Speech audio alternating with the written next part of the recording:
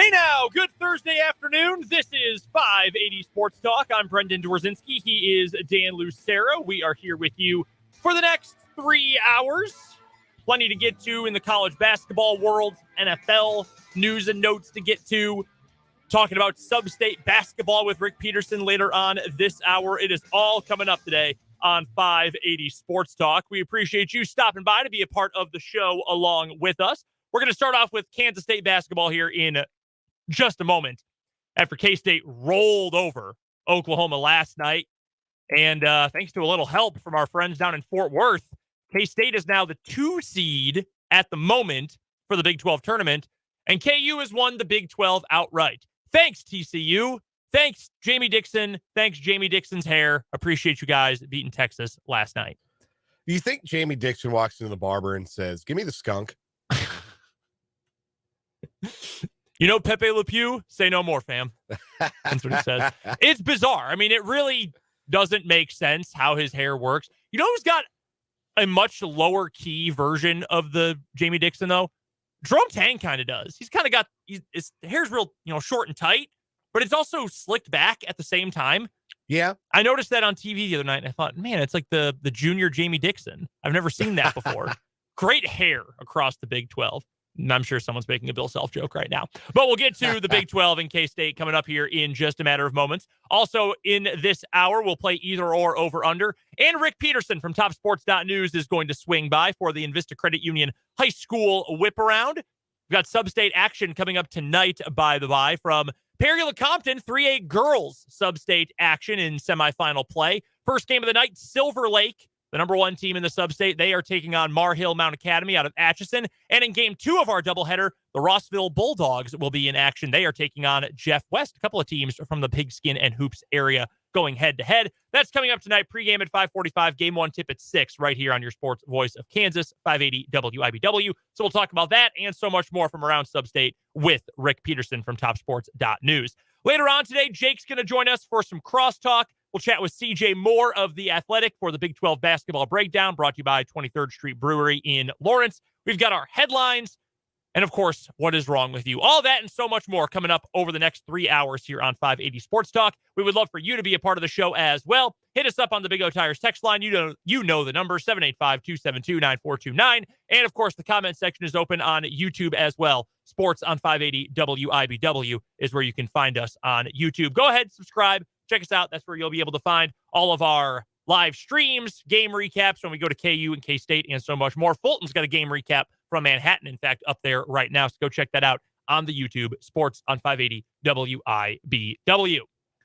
Speaking of Kansas State basketball, the Wildcats blew out Oklahoma last night. Good way to end your home slate. I guess it was only a 16-point win, but it felt like much more than that. Really, the whole second half didn't even feel all that competitive whatsoever. K-State wins going away.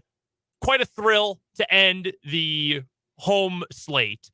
And we said yesterday as we were wrapping up the show, we wanted it to be a celebration. We wanted it to be a party at Bramlage Coliseum. We wanted the vibes to be good, the energy to be high, to celebrate what's been, a senior class that only a couple of them have been around for even multiple years with K-State. Just one of them. Yeah, I guess so. Nate Aubrey wasn't even a Nate Aubrey guy. Yeah, Nate Aubrey was a 1-year grad transfer from Manhattan Christian. So, That's right. He's a local guy. So, yeah. But also walk on. Yeah. So you only have one senior who's even been with the program multiple years. No one who had been there for their entire career. But it's a class that means a lot to this program. And I think in the distant future, when we look back on what turned around Kansas State basketball from the doldrums of the late stage Bruce Weber era, it's this class. Specifically, you look at Marquise Noel. Specifically, you look at Keontae Johnson, Desi Sills, all these guys who got honored last night, and they balled out. They all played phenomenally well. And, early in the game, it was a little bit slow. There were some shots that you thought, God, why aren't these going in? I can't remember who it was. It might have been Noel at one point. Had a layup that I swear the ball was almost through the net and then popped right back out of the cylinder. Like, oh, my God. And Oklahoma had a few of those, too. Groves had almost the exact same shot at one point. But then late in the first half, K-State started to pull away. Again, the vibes were good. Marquise Noel had that great behind-the-back, no-look bounce pass into a dunk in transition. And then in the second half, they just cruised to the win. You put it on Twitter that it started to look like the And One mixtape tour at some point. That's really what it felt like. I mean, it was just highlight after highlight running up and down the floor. Behind the back, between the legs, passes. Mhm. The Naquan Tomlin became the all-time single season K-State leader in dunks, I believe, last night. There were dunks. There were, every time it was somebody was turning to the student section and doing some kind of, whether they were shooting arrows or putting locking and loading the three that they do. They put the three up and they rack it or they put it down and they rack it. Or the three goggles. We see the three goggles a lot from Keontae Johnson. And it felt like a party in there. And the way that the night concluded with Jerome Tang taking the microphone, and I was prepared for anything at that point. I was prepared for Jerome Tang to do absolutely anything when he took that microphone. Like nothing he said would have surprised me. No. And all he said was, "Hey, we're going to go do it with you." And then the entire team goes into the stands, as Jerome Tang has made a tradition of doing this year.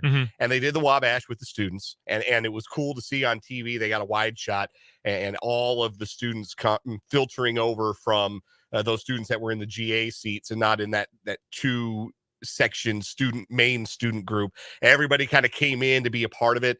And it felt like the Hollywood ending for what has been kind of a dream season for Kansas State basketball, when people would talk, even during some of the better years under Bruce Weber, even in the years where you would have been inclined to say, okay, like the year after the year that was interrupted by COVID, the year after the Big 12 title year, where that was obviously a bummer of a team. They weren't going to make the NCAA tournament had one been played. There were bad vibes. Cartier Jada, terrible vibes on that entire team. Xavier Sneed had a tough senior year. Oh, man. Like, Cardi. It was just not, the vibes were not good. And even at the time, there were people saying, hey, it's time to, we've had as much fun as we're going to have under Bruce Weber, but it's time. And the argument that people made was this program just needs a fresh outlook, a fresh start, a new coat of paint, a new set of tires, whatever you want to call it. Needed some energy. I mean, there was, even when they were winning, there was just not this feeling of, man, this is must-see basketball. I got to get to Bramlage to watch this team. It's fun. It wasn't. Like, the team that won the Big 12 in 2019, that was a really good basketball team, but it wasn't exactly like fun basketball to watch, unless you ended up with a game where Barry Brown was going crazy, which was essentially the whole offense. And like, that was an embraceable senior class, but it never felt like it did last night. No, last night. And I mean, for a lot of games this season, it has felt like, dang, I want to be a part of this, as even opposed to just, I would like to see my team win, and I hope I'm there to watch them win. This feels, and maybe I'm speaking out of turn here, but if you're a K-State fan, alumnus, someone who's got a stake in the program, you can let me know if you feel differently. But it feels now like it is dang, I want to be a part of what is going on at K-State. And that starts with what Jerome Tang did with the students during the offseason. The hype video they play before games. I've only been to the one game when I went as a fan with my wife this year. But the video they did with the frat houses, whatever, they were on the outdoor court. They were dunking. That's one of the coolest, like, team-produced hype videos I've ever seen. That is awesome. And it starts with the students. It starts with, hey, alumni, get involved. We want you to come back out. We want to show you that it's fun to come out to Bramlage Coliseum again. It's fun to get loud and chant KSU and do the Wabash again. Like, this is fun. Come be a part of it.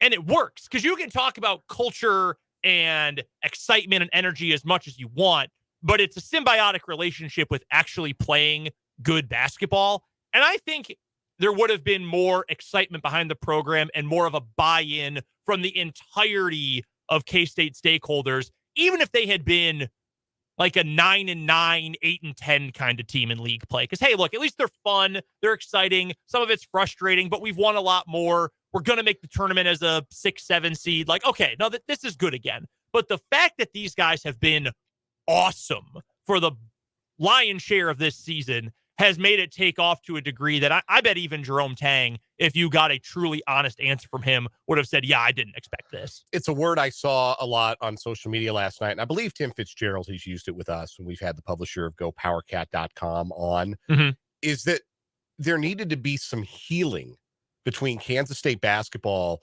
and a fan base that had largely become apathetic to the product that Kansas State was putting on the court. And that apathy was represented in the fact that maybe Bruce Weber got a longer leash than he might have at different programs. And that apathy was certainly represented in what you would see in terms of the crowd and what you would see in terms of results. Going into this season, Kansas State had split their last 48 games at Bramlage Coliseum down the middle. 24 up, 24 down coming into this season. They went 15-1 in that joint this year. And so much about your program changes, so much about what you feel like is possible changes when you feel like we're at home, we're not losing. And there's a great example of that 30 minutes to the east of where we're sitting right now, because so much of the Kansas mystique is you are not beating us at Allen Fieldhouse. That joint is jumping. We are going to get the best out of our players. We are going to get loud and rowdy atmospheres for 40 minutes. And if there's a bounce to be had, we're going to get that bounce. That's just the way it works because we're Kansas and this is Allen Fieldhouse and we win here. That's what we do. It's hard to recreate that. I would argue almost impossible to recreate that. Certainly in the course of one season, it is impossible to build that. But I think that what we saw as this year went along for Kansas State was the return of a little bit of that attitude to Kansas State, where the Octagon of Doom was back. The noise was back. Sandstorm was back. Sellout crowds were back. And I have said it multiple times, and I said it earlier today. At its best this year, Bramlage felt like a party. It felt like the place that you wanted to be. Right. It felt like the energy and the vibes were so positive. And that's how you go 15-1.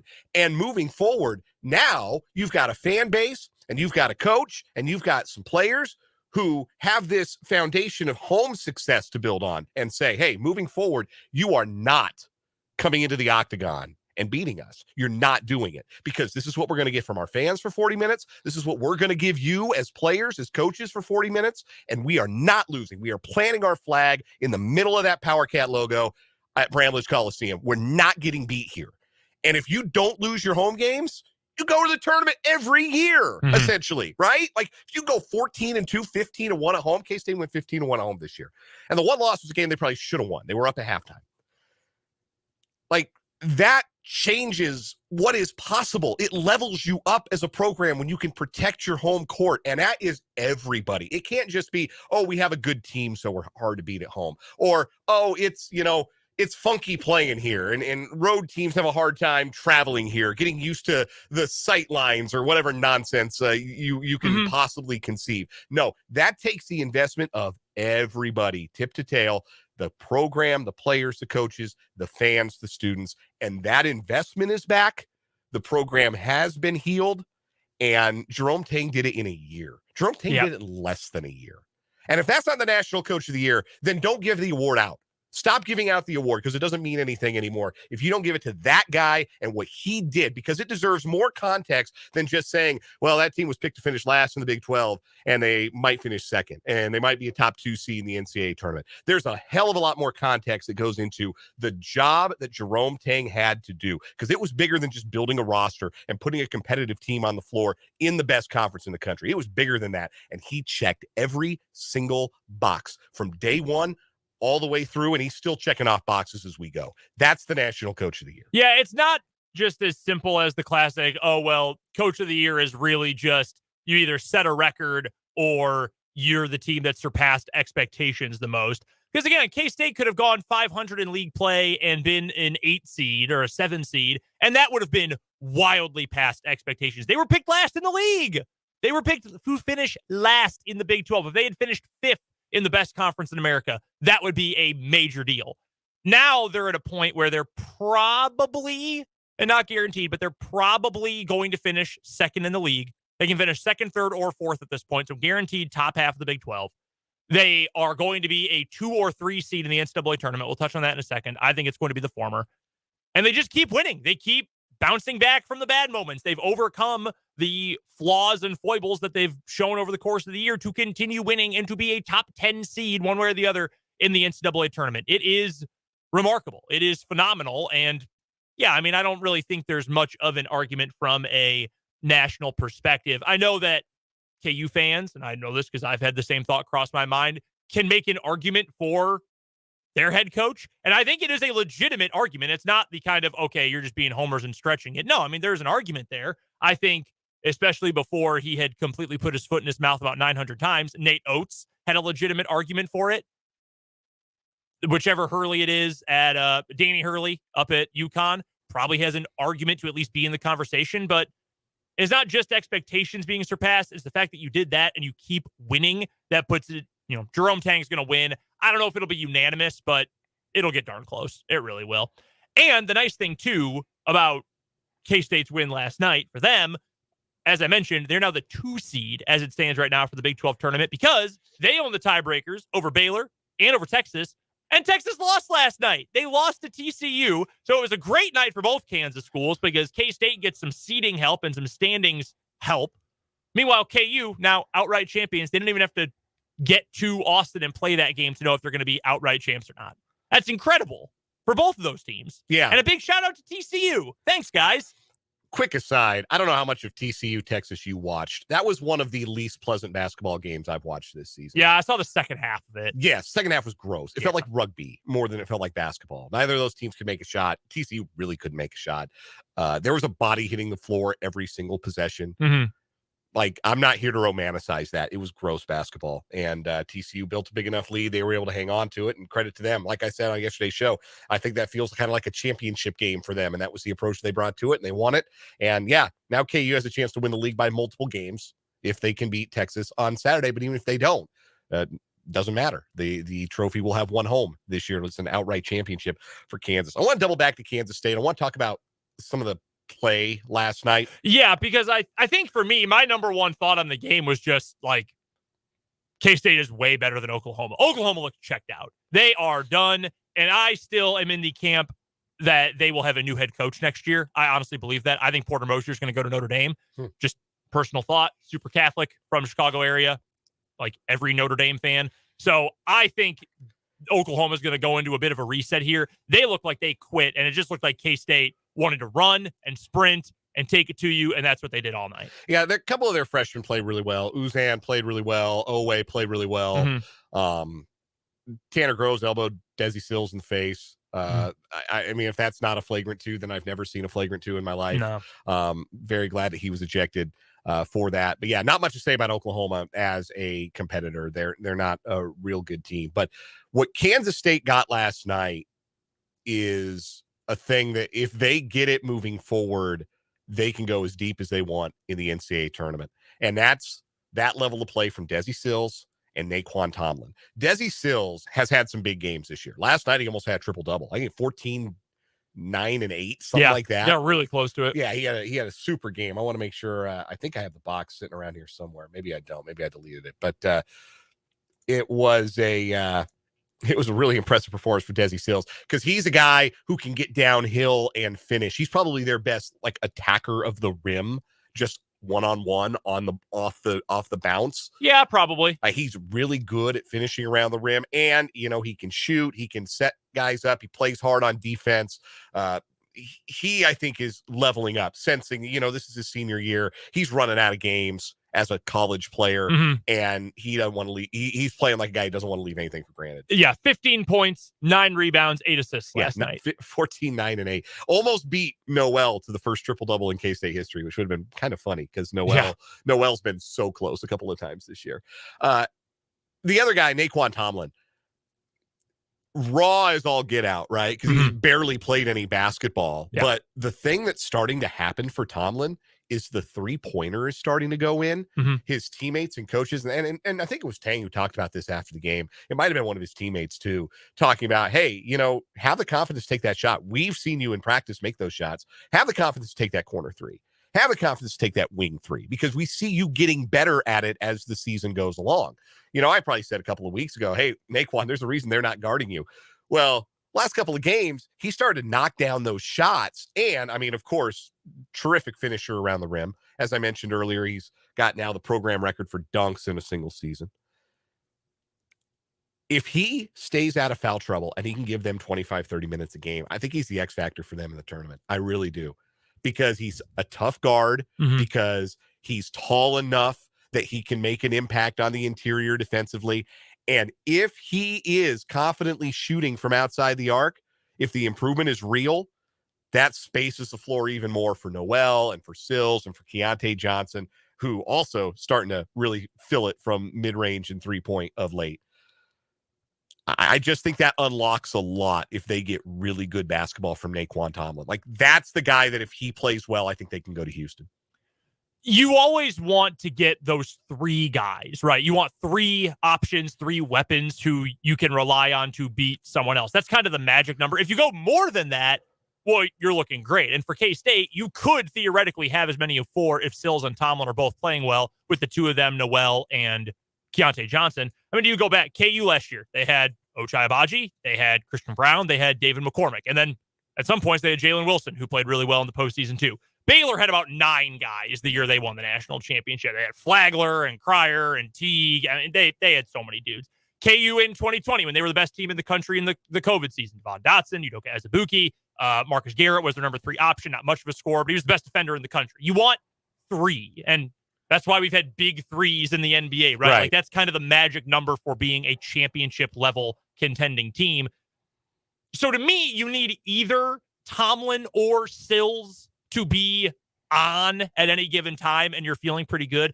I think Tomlin's got the highest remaining ceiling of any player that K-State has. Yeah, he's barely scratching the surface, it feels like, at this point. Like, you look at him going into his senior season, like, if he starts shooting, even if he's 35% from 3, but if he can get even better than that, like, forget about it, because then you have to go guard him out there, and then he's quick enough to go get you off the bounce. So I think that the way he's played of late, he's been really efficient from the field. The only issue has been the foul trouble. And if he can stay out of that foul trouble, because a lot of the fouls he's committed have been silly fouls he doesn't need to commit. He plays a little bit more within himself, avoids those fouls, and can play 30 minutes a game for Kansas State in the tournament and be an efficient scorer and knock down a corner 3 if he's left alone, then yeah, that's a ceiling raiser for Kansas State, no doubt.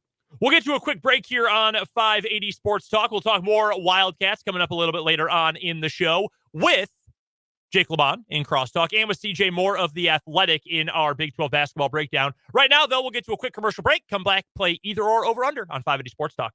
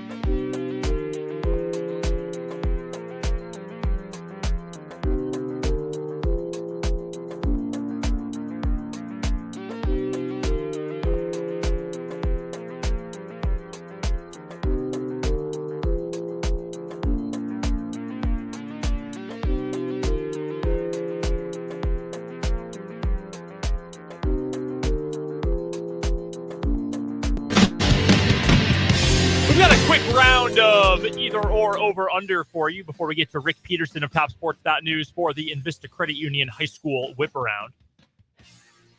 By July 1st of this year, over under 0.5 Pac-12 teams, current Pac-12 teams, that announce a move to the Big 12. Ooh, I like this one. By July 1st. Yeah, that's kind of been the golden date the last couple of years for realignment. That's right about when OU and Texas announced they were leaving for the SEC, right about when UCLA and USC announced they were leaving for the Big Ten. I would assume, we might not even have a Pac-12 media contract until July 1st at this rate either. Yeah, there's been a lot of buzz like this is the month it has to get done. And so I would suspect something gets done, and then your athletic directors and presidents are going to have a pretty good idea of what it looks like and whether or not it's satisfactory or not. Man, that is I'm going to say over. I think the wheels start turning for some of those schools. I really do. I think so too. For a lot of those schools too, what sort of loyalty do you have to that league at this point?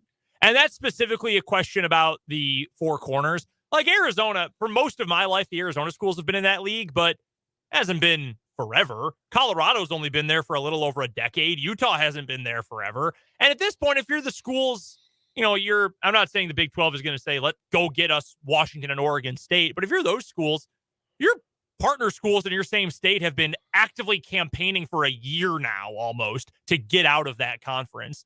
Like, why would you have loyalty to that group anymore? It just feels like it's almost inevitable at this point. I'm not even rooting for that necessarily because college sports are better when you have rivalries and traditions and whatnot, and to tear those apart sucks. It's just bad for the product and bad as a fan of the game and games more than a fan of the Big 12. But it almost feels inevitable at this point. The people who have been peddling the Pac-12 line and the Pac-12's stance, the John Wilners, the John Canzanos of the world, their tone has become a lot more negative in their reporting in recent weeks. And if they are now speaking negatively about the conference that they make their livelihood on after being so optimistic for a year, makes me think that things are falling apart and makes me think that the Big 12 is ready. Brett Yormark will officially invite any other school in that league in a heartbeat. There's no doubt about that in my mind. So it almost feels inevitable by now. So for my over-under today, I am going over-under 4.5 Big 12 teams that are playing in a Sweet 16 game in this year's NCAA tournament. 4.5. That's a lot. Because it'll be 7 or 8 teams from the Big 12 that get in. I think KU advances to the second weekend. I think K-State advances to the second weekend. I would even give you Texas advances to the second weekend for sure. So then you need 2 more from the group of TCU, Baylor, Iowa State. West Virginia, who's probably going to have to go to Dayton. Yeah, West Virginia, maybe Oklahoma State, maybe. And they lost so many games at the end of the year. I will say under. If you're talking in terms of quality of team, yeah, you would think so. But, to get 4 of 7 or 4 of 8 would be a massive success in the most random and difficult playoff system in American sports. So I will say under. I just think the built-in randomness of the NCAA tournament, I think, will keep them from going as many as 5. But 3 or 4 is certainly possible. I think one of Baylor or TCU definitely will. Yeah, I do too. Along with those other 3. I don't know about both of them. I have some growing concerns about TCU, even after watching them win last night. Still doesn't feel great for them. They won essentially last night what looked like a YMCA game. Like, that's what it felt like to me. Mm-hmm. Mike Miles hardly scoring. Eddie Lampkin hardly playing. Like, I just have can't play. Yeah, I just have a lot of concerns about that team right now. So Baylor, I know they can't guard, but boy, can they shoot. And I just think they're going to shoot their way at least past, because I think they're going to get a 2. I think that I do. I think Big 12 is going to have 4 of the top 8 seeds. I think they're going to get a 2, and I think they're going to beat a 7. Just shoot the lights out on them. So I think 4 is probably the number for me too. Baylor is currently 86th in the nation defensively, according to the KenPom numbers. The only team ahead of them worse is Gonzaga at 90. They've got the number 1 offense. Baylor is the number 2 offense in the country. The next time you get to a team going down the list worse than Baylor, Providence, 30th overall, 87th defensively, and then Iowa just beyond them. 3rd offense, 153rd defense. They are the one I think that's most likely of that next group of teams, the Baylor, the TCU, etc., that I think has the best chance of making a deep run, like Elite Eight, Final Four, just because if they get hot, you're not stopping them. And they might give up 80 points in the game, but they could score 95, 100. I really do believe that with the talent they have at guard. So I think you get 4 to the second weekend. That's a huge accomplishment. I mean, it is. One conference gets a quarter of the Sweet 16. That's a pretty darn impressive number. How many 2s does the Big 12 get? 3. I think Texas, Baylor, and Kansas State are all going to be 2 seeds.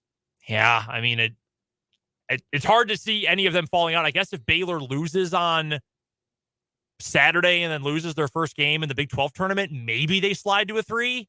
Maybe. I think they're most likely. Yeah, I think that's fair. Even if most of the big bracketologists, well, I shouldn't say most, but Jerry Palm still got K-State as a 3, I think. Yeah. Jerry Palms has not benefited my personal interests enough, so I have stopped looking at the CBS website mostly. Joe Lunardi has, though, been much more favorable to KU and K-State recently, so I'm now a big Lunardi guy. We've got to get to a timeout. Rick Peterson's up next on 580 Sports Talk.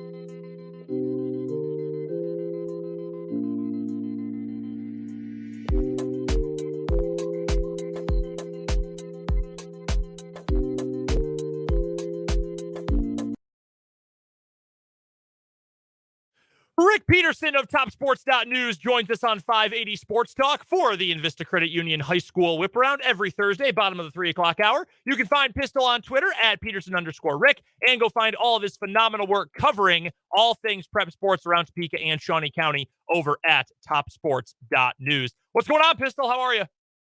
Doing great. I believe, if I'm not mistaken, you've got some state bowling going on today. That's where I'm at, sitting at beautiful North Rock Lane. So I'm back in the back room so I can hear you a little better. Well, we do appreciate that. Real quick, let's get a quick preview for the city groups down at State Bowling. What are some of the headlines you're keeping an eye on? Well, the 5A, 1A girls are already done, and Seaman was in good position to repeat for a while, but they ended up third. And Katie Price, senior Katie Price, went second individually, and junior Jalen Petford went third individually. So overall, a good day. Awesome start for the Seaman girls and some of the city athletes. I also wanted to, real quick, before we get to sub-state basketball, and obviously we have a lot to get to on the hardwood, did want to get a quick recap from state wrestling. You were down in Wichita for a few days last week. We talked to Damon Parker, head coach of the Washburn Rural Girls, yesterday for our Wendy's High School Athletes of the Week segment. Awesome conversation about Washburn Rural picking up another state title. What were some of the standout moments to you, Pistol, from the long weekend down at state wrestling? Well, obviously, anytime you can win a state title without having a single wrestler in the finals, that shows the kind of depth you have. And I'm sure Damon told you exactly that. But they nickeled and dimed it and got several places and were able to pull out the win. Yeah, it was a great conversation yesterday, and obviously one of the most fun weekends of the year, state wrestling down in Wichita. We're talking to Rick Peterson from TopSports.News. It's the Invista Credit Union High School Whip Around here on 580 Sports Talk. Go check out Pistol's work at TopSports.News. All right, Pistol, let's get to the hardwood. Let's get to sub-state basketball. Throughout the first couple of games of the week, and we've got small school action tonight and then some championship games for city teams coming up tomorrow and Saturday. But so far through this first half of the week, have any results really surprised you or just really stood out to you for one reason or another? Well, not necessarily in the city. There was a couple that really surprised me in Class 5A boys last night. Baser Linwood is always very good, but they've kind of had a tough year. Them upsetting Piper kind of surprised me. And then Kansas City Sumner upset and St. Thomas Aquinas really surprised me. The other games, I don't think there was any shocks, like I said, within the city teams. I thought Seaman had a chance to beat St. James, but without Caden Bonner, who didn't even suit up because of a left knee injury, that was going to be tough because, St. James went third in the state last year, and without Bonner, that really, that stands out the Seaman Vikings a little bit. And let's stick with the 5A boys as we look ahead to this weekend. You and I were speaking on Tuesday night. We were there for the Washburn Rural boys at the House of Blues, and we'll talk about Washburn Rural here in just a moment. But you told me, hey, it's not going to be a cakewalk for Highland Park, even though they're 20-0, even though they're the 1 seed in the 5A East boys bracket. They're either going to take on a red-hot Seaman team or they're going to take on a St. James team that may have gone 13-7, now 14 wins, but they play in maybe the toughest league in the entire state. That is going to be a high-profile matchup on Saturday. Dan's going to be there for that game right here on 580 WIBW. What do you make of that matchup as Highland Park takes on St. James? I think if Highland Park gets out early, it's over.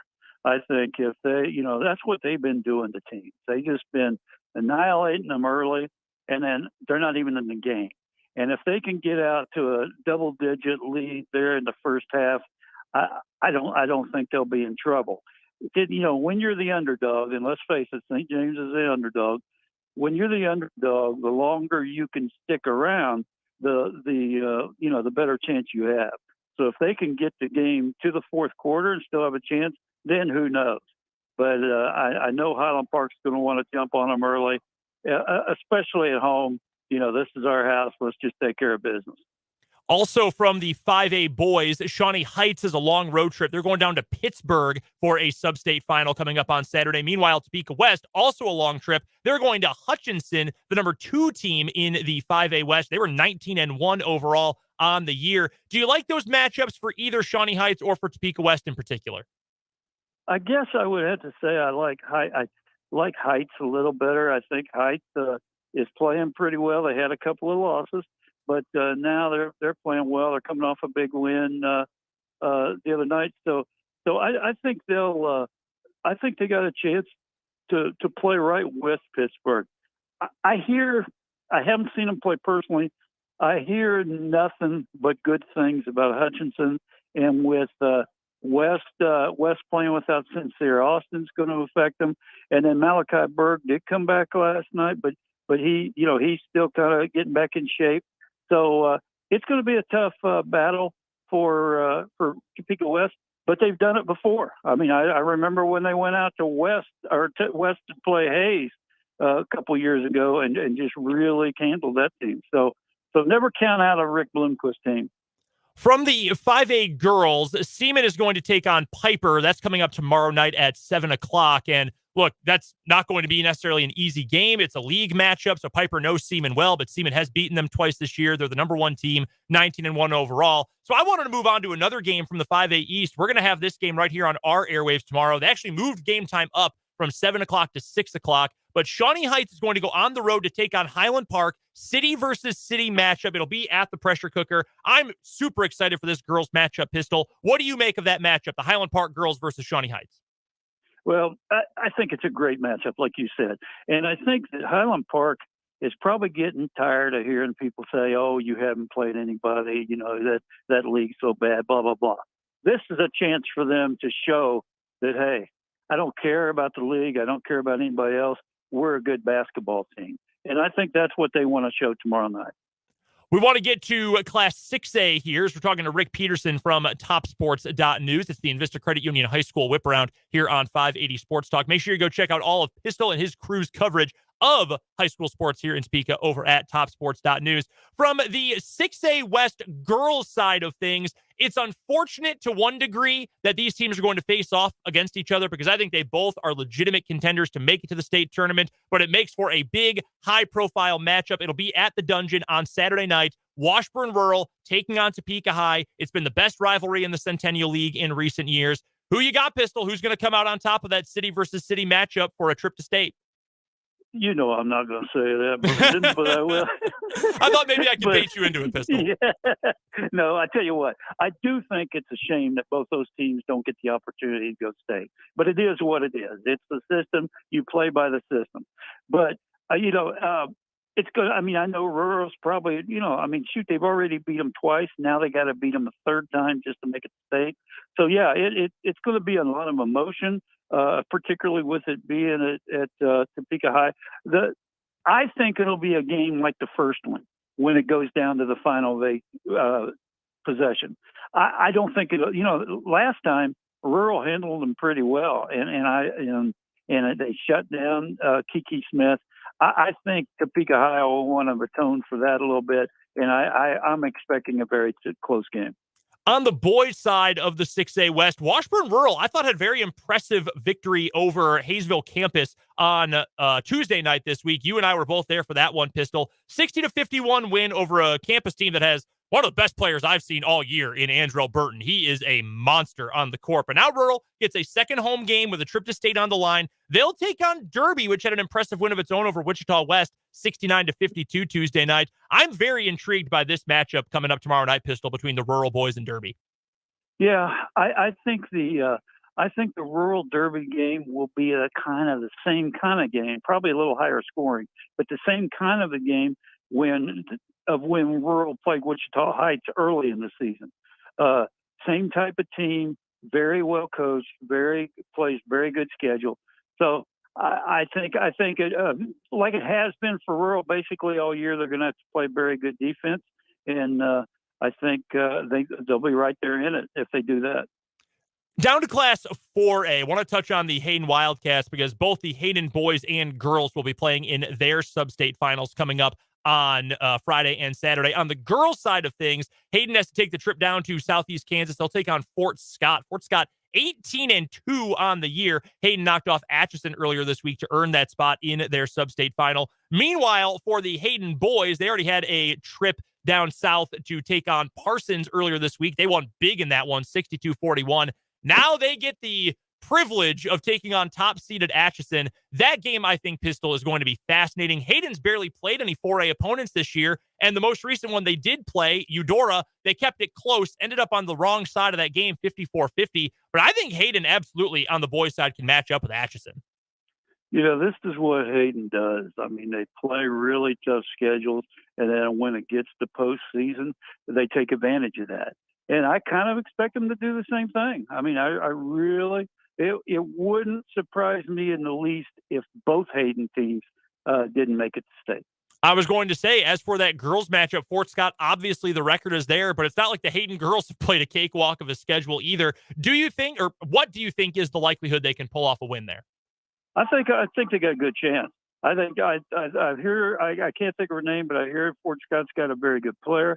But I think that's nothing new.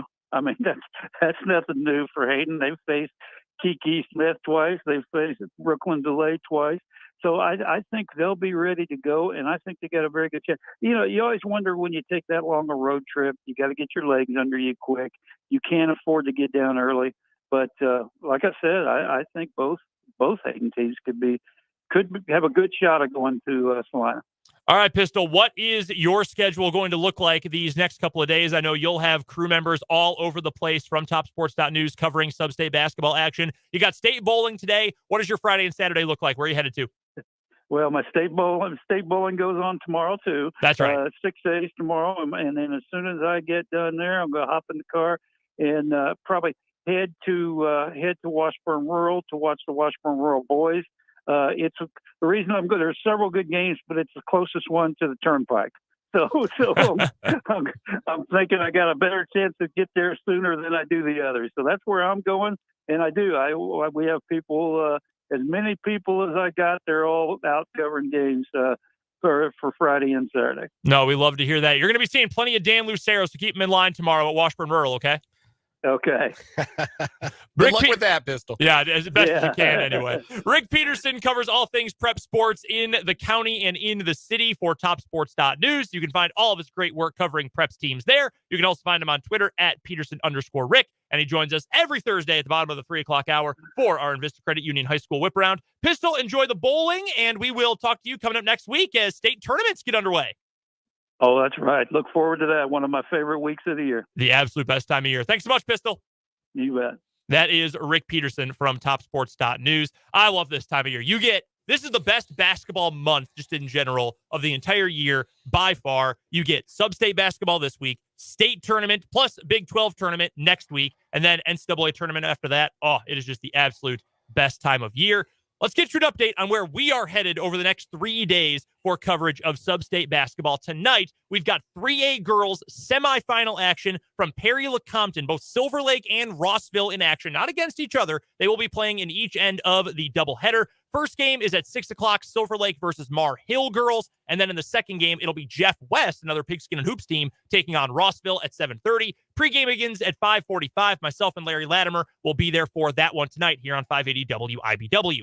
Coming up tomorrow here on the Sports Voice of Kansas at 6 o'clock, Lat and I will be at the pressure cooker at Highland Park as the Highland Park girls take on Shawnee Heights in a 5A East girls sub-state final. Winner of that one will head to the state tournament in Emporia. Then we'll send it to Dan at Washburn Rural, who will have the Rural boys versus Derby. That game will start at 7 o'clock. We'll join it in progress here on 580. And then Saturday night, Dan will head again back to the pressure cooker, Highland Park's boys. They will be in action against St. James with a trip to state on the line. That game is coming up Saturday at 6 here on 580 WIBW. We need to get to a quick break. More 580 Sports Talk is up next.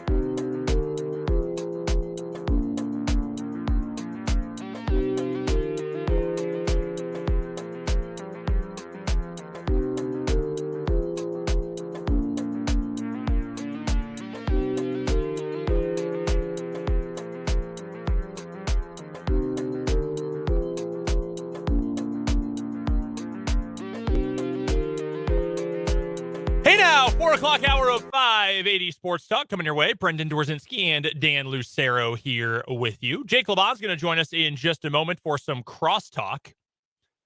Host of Mic'd Up with Jake and Fulton, the namesake of said show. Also coming up this hour, we've got our What Is Wrong With You for today. See if anyone can take down the car wash getaway. That is a really funny story. That's just a genuinely laugh out loud funny story. So we'll see if either of our new competitors can take that one down. And CJ Moore of The Athletic is going to join us for the Big 12 basketball breakdown, brought to you, as always, by our friends at the 23rd Street Brewery in Lawrence. Talked to CJ about KU winning the Big 12 outright. He was there for KU versus Texas Tech the other day. I know because I sat right next to him. We'll also talk about K-State blowing out Oklahoma and right now sitting second in the league. What a year for Sunflower State basketball. Plus, we'll talk to him about the rest of the conference, and I think he and Dan are going to fight about TCU. I think that's going to happen. We have a difference of opinion about the TCU Horned Frogs after last night's game, and I look forward to exploring that with CJ. Excited for that coming up at the bottom of the hour. Of course, you are welcome to be a part of the show on the Big O Tires text line. 785-272-9429 is the text line number. And you can also comment on YouTube. Sports on 580 WIBW is the name of our YouTube channel. Comment section is wide open. Appreciate everyone who's watching and listening along today. Make sure you check out all of our other content on YouTube as well. Fulton's got a recap from last night's K-State game. I did one a couple nights ago from the KU game. After pulling off the old doubleheader, some high school hoops, then drove right to Lawrence for the KU game. Got there by the under-16 timeout in the first half. Made pretty good time. Nice. Please do not ask how fast I was driving. And so much other content, including all of our live shows over on YouTube, Sports on 580 WIBW. And without a further ado, it's not a further ado, it's just further ado. We welcome in Jake LeBon, co-host of Mic'd Up with Jake and Fulton, noon to 3 every weekday here on 580 WIBW. There's a fight? I'm like the kid at recess who sees a fight and is like, fight, fight, fight, fight. Yeah, I always tried to make time to go watch fights. Like circle around the two, and then you pick a side. Yeah. I mean, it's very barbarian, but that's what recess was. We didn't have fights at recess, I don't think. We didn't fight much when we were that young. Usually it was just high school where there would be fights. So are you on pro TCU or anti-TCU? I have deep concerns about their ability right now. And I think they just beat Texas with Lampkin and Miles combining for 5. Yeah, that's a problem long term for Miles and Lampkin. I think that was not a great showing for Texas. And that game was a rugby scrum. It wasn't a basketball game. I just know that they beat Texas and those two guys combined for 5. They did. That might be a one-off. That might be a one-off. They did also have a 16-point lead with like 30 seconds left in the first half, and they almost piddled it away. That is true. TCU is either going to make the Elite 8 or get bounced first round in a 5-12 matchup. Okay. Bold proclamation. Yeah, they got a huge variance. Play bracketologist for us. Where do all the Big 12 teams get seated? KU 1, K-State 2, Baylor 2, Texas 3. Whoa. Yeah, because I think KU won't beat Texas, but I don't think Texas is going to do well in the Big 12 tournament. So I'll say Texas 3. Those are the top 4. Mm-hmm. If West Virginia beats K-State Saturday, they're in. No question. Locked. Okay. Right now, they're in the first 4 in. They're in Dayton right now. That means you need to win this game on Saturday.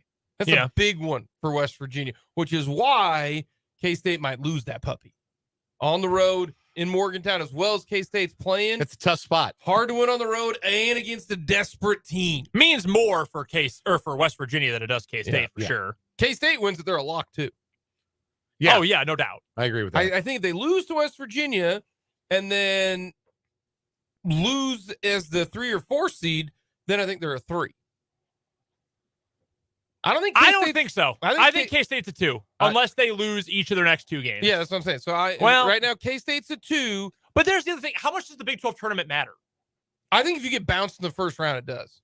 Does it? You can't go one and done. KU is a 1 seed despite losing in the first round in 2017. They lost to a terrible TCU team that year. And they still got a 1 seed. That's KU. It's K-State. They've got a better resume. You want to be honest? K-State has a better resume than Houston, but we're not going to have that conversation. We've already had that. Well, Houston should not be ahead of KU. End of Well, story, no, end of discussion. but exactly that's my point. Yeah. Like, I don't know how much the Big 12 tournament is actually going to matter for teams that are already locked in. Like for West Virginia, could they help their standing if they win a game in the Big 12 tournament? For sure. Oh, yeah. They would help their standing. But for KU, K-State, Texas, Baylor, does it mean a whole lot? I don't know that it does. Seriously. I mean, the only thing I could see it possibly mattering is if, like, Texas beats KU and then wins the Big 12 tournament while Purdue loses its next 2 games and they jump to a 1. I don't think you could get to a 1 if you're Texas after losing the last 2 games. Yeah, I don't think they're getting to a 1 either. I think next in line for a 1 is UCLA. I think what it is, it's you'd be the last 2. So that's what's kind of fun. Like you could be the 4th number 2 or the 1st number 3. That's what K-State is at right now. K-State is at right now. I don't think so. I think K-State's the 1st or 2nd number 2.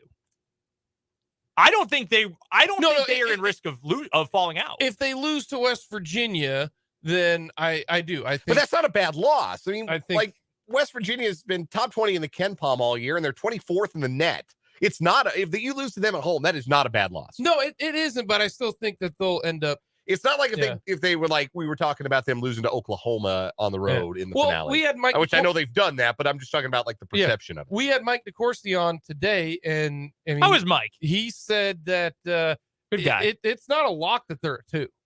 You know, on how he views it. He has them at a 2 right now, but they could fall to a 3. That's why I think the game against West Virginia, if you win it, you're a 2. You ain't gonna get bounced. I think the most likely outcome is that they end up a 2. Correct. I think the clearest way for them to get into the tournament is as a 2 seed. Where does I was going to say I haven't seen Mike's bracketology recently. Where does he have KU? He's got them as the 3rd number 1. Yes. Sorry. If they beat Texas, he said I don't like it though. He goes if they beat Texas, then they will jump Houston. There's a legit argument for putting KU as the number 1 overall right now. Yes, very much so. They're 15-5 against quad 1s. Yeah. You know how many quad 1 wins Houston and Alabama have combined? Like 8. 13. Bama's 9-4. Houston's 4-1. Yeah. So annoying watching Alabama the last week and a half because they continue to just barely eke out wins. Like against Auburn last night, they should have lost. Auburn should be embarrassed. They're going to get into the tournament because they're top 40 in the net. They should be embarrassed by losing that game last night. Yeah, they choked it away. Alabama probably should have lost to South Carolina, and South Carolina is maybe the worst Power 5 team in the country. No, that's wrong. Oregon State is. Oregon State is an embarrassment to the sport of basketball, but South Carolina's not all that far behind. Bama should have lost there, and they had another game in the middle they should have lost. Brendan, I'm sorry. You're being very friendly to the Louisville Cardinals, forgetting that they exist. I just sort of deemed them mid-major at this point. Did you see That's fair. the Frisbee dog poop on the court? Take a dump right in the middle of the court at the Yum Center at halftime last night, the home finale. Really funny. Extremely funny. Yeah, that sums it up. Pooped on the floor. Love Frisbee dogs. Best halftime show. Have you ever seen Red Panda in person? person? I've seen Red Panda in person. I never have. Really? Yeah. Really? That's wild. I'm sure she's seen Red Panda. I'm sure she's been to KU. I go to the media room during halftime though. You find out if Red Panda's there and then you don't. Yeah, like I'm going to be honest with you. I care more about halftime ice cream than I do about Red Panda. I skipped halftime Dairy Queen to watch the Red Panda. That's why I can't do it. This is why you have friends. They bring you the ice cream while you watch Red Panda. There are signs that say don't take ice cream out of the room. There are also signs that say you should only drive 75 miles an hour on the highway. And what do? I'm more scared of Chris Tyson than I am of the Kansas Highway Patrol. Oh, Tyson. That's a joke. Please do not come to the radio station. Chris is a good guy. He got honored. He was the Big 12 SID of the year.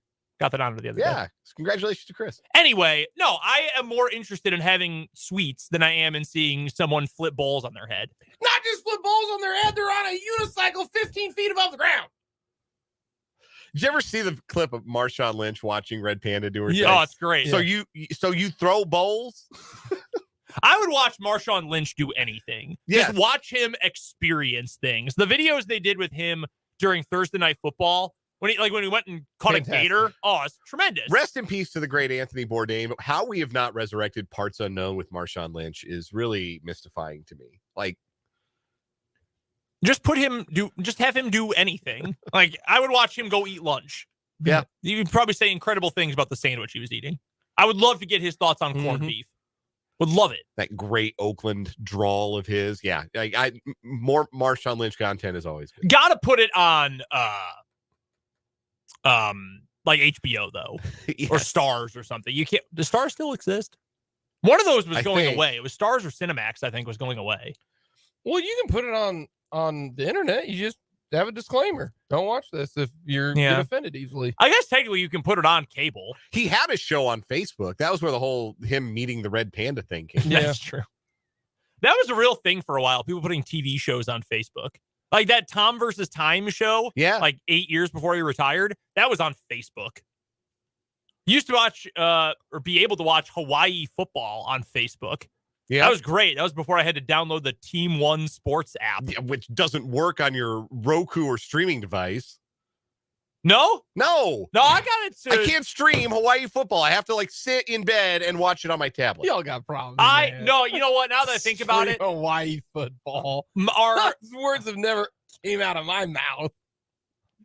Not a real beater over here then. Sorry, you don't love the grind like we do on a Saturday. I think I saw 80% of Cole McDonald's career college snaps. Shout out to the great Robert Kakala.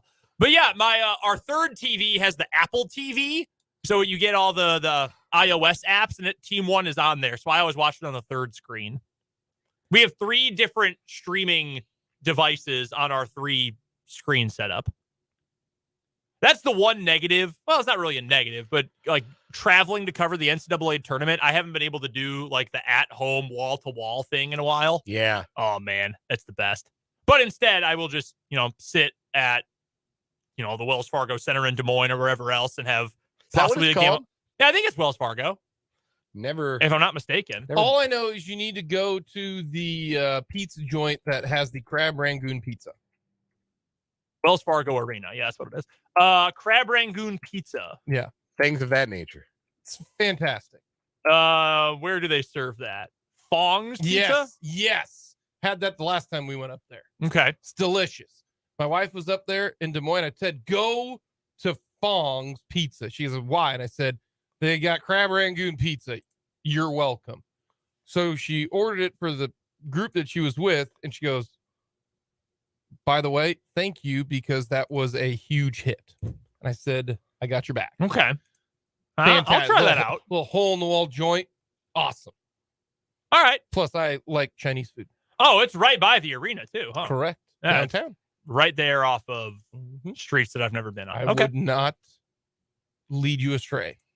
You did give us a tip when we went to Omaha in 2018. Oscars wings. Was that the way Oscars? Fantastic. It was in a strip mall, tiny place. Yeah. Yes. The walkway to get in and out was about a half a person wide. Yeah, we watched the Loyola K-State Elite We Eight did. game there. That's yeah, right. That's where we watched that. You're welcome.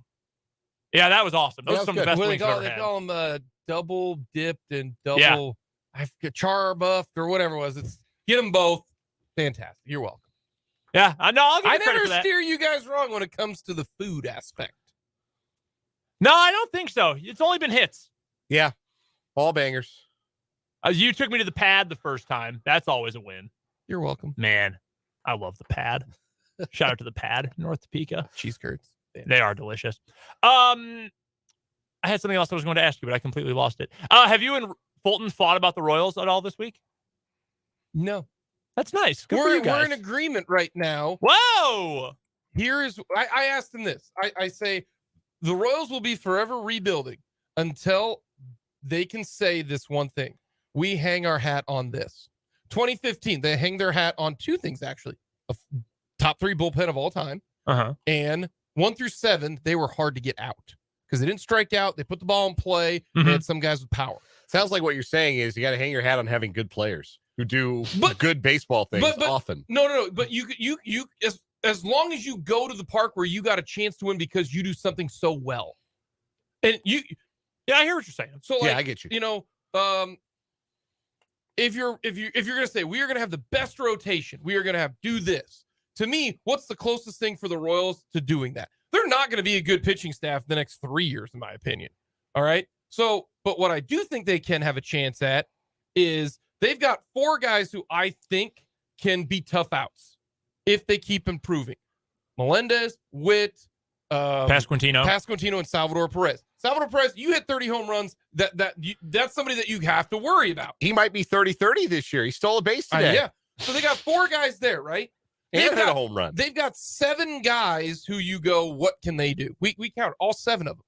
If you can just get 2 of those guys to be a tough out, and then one of those guys that gets on base a lot, that, not going to be great, but gets on base. Like if you look back at the Royals World Series, they had 7 guys. 7 of their 9 were a legitimate grind to get them out.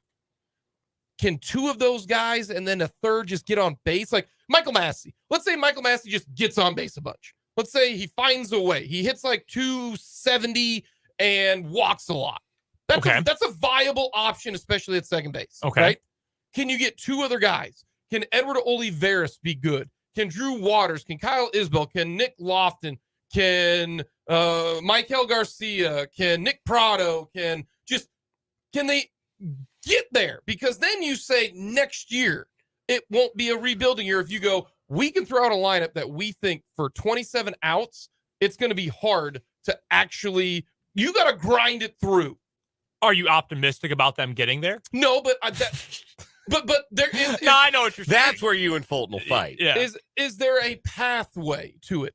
There is. They after those 7 guys, they have literally nobody else, in my opinion, coming up. But you got to hang your hat on something. No, I hear you. And it won't be pitching. It ain't going to be bullpen.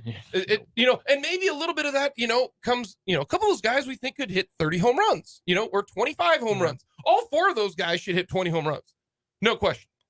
Pasquantino, Bobby Witt, Perez, and MJ Malone should all hit 20 home runs. Yeah, I almost agree did with it that. last year. And if you can just improve there, the problem is there's a lot of ifs. Yeah. And so can you hang your hat on something? And we both agree it's the lineup that you think, you know what? I think we got a puncher's chance going into this series because we can put up runs. I mean, the pitching staff or the starters at least should be like respectable, right? Well, competent. Yeah, I don't know about that. I mean, Singer, we know there's quality there. Greinke, you know what you're getting. Lyles, you know what you're getting. Yarborough, you know what you're getting. I mean, that's at least something. It's better than, will Chris Bubich go out there and look like an all-star, or will he look like he is a pitching machine to 8-year-olds? Can they not be 15th in the American League in every important stat? Like that is can they be 10th? So yes, that will be my optimistic Royals take. They will be closer to 10th than 15th in all pitching categories. That is what we discussed today, and kind of we're on the same page. I did tell Fulton the other day, like, do you know how off the beaten path your Royals takes have to be for Jake to be like, no, I'm not optimistic, and you to still be? Because every March since I have worked here, 2018 through now, I swear to God, Jake's like, well, I can see a path to the playoffs. I can see 80 wins. I can see, give me the over on the win total. It has gone so far in the wrong direction that even Jake's like, nah, this team sucks. No, because it's the same thing as last year. I know. Like, the reason I why, also think they're going to be bad. The reason why last year I felt different is because all of these young guys, I was like, maybe. Well, last year should have been this year. Like, we all give credit to Sherman for moving on and doing everything. And they should have done this before last year. You fired Terry Bradshaw 20 games in. You couldn't pull the trigger on Matheny and Eldred because you were buddies with them. Sherman should have made this move last year. This year should have been Quatraro last year. Last year was a wasted year. Now this year is another wasted year because you're just going to be doing what you did last year, except for you've got better coaching this year. That's the problem. Losing just tends to make you jaded. My favorite baseball team today dropped a little nugget of news that, oh, by the way, starting second baseman and top left-handed reliever, yeah, they're not going to play this year. They're done. They're out. They got injuries. They're you're not going to see them. And I'm not even sad.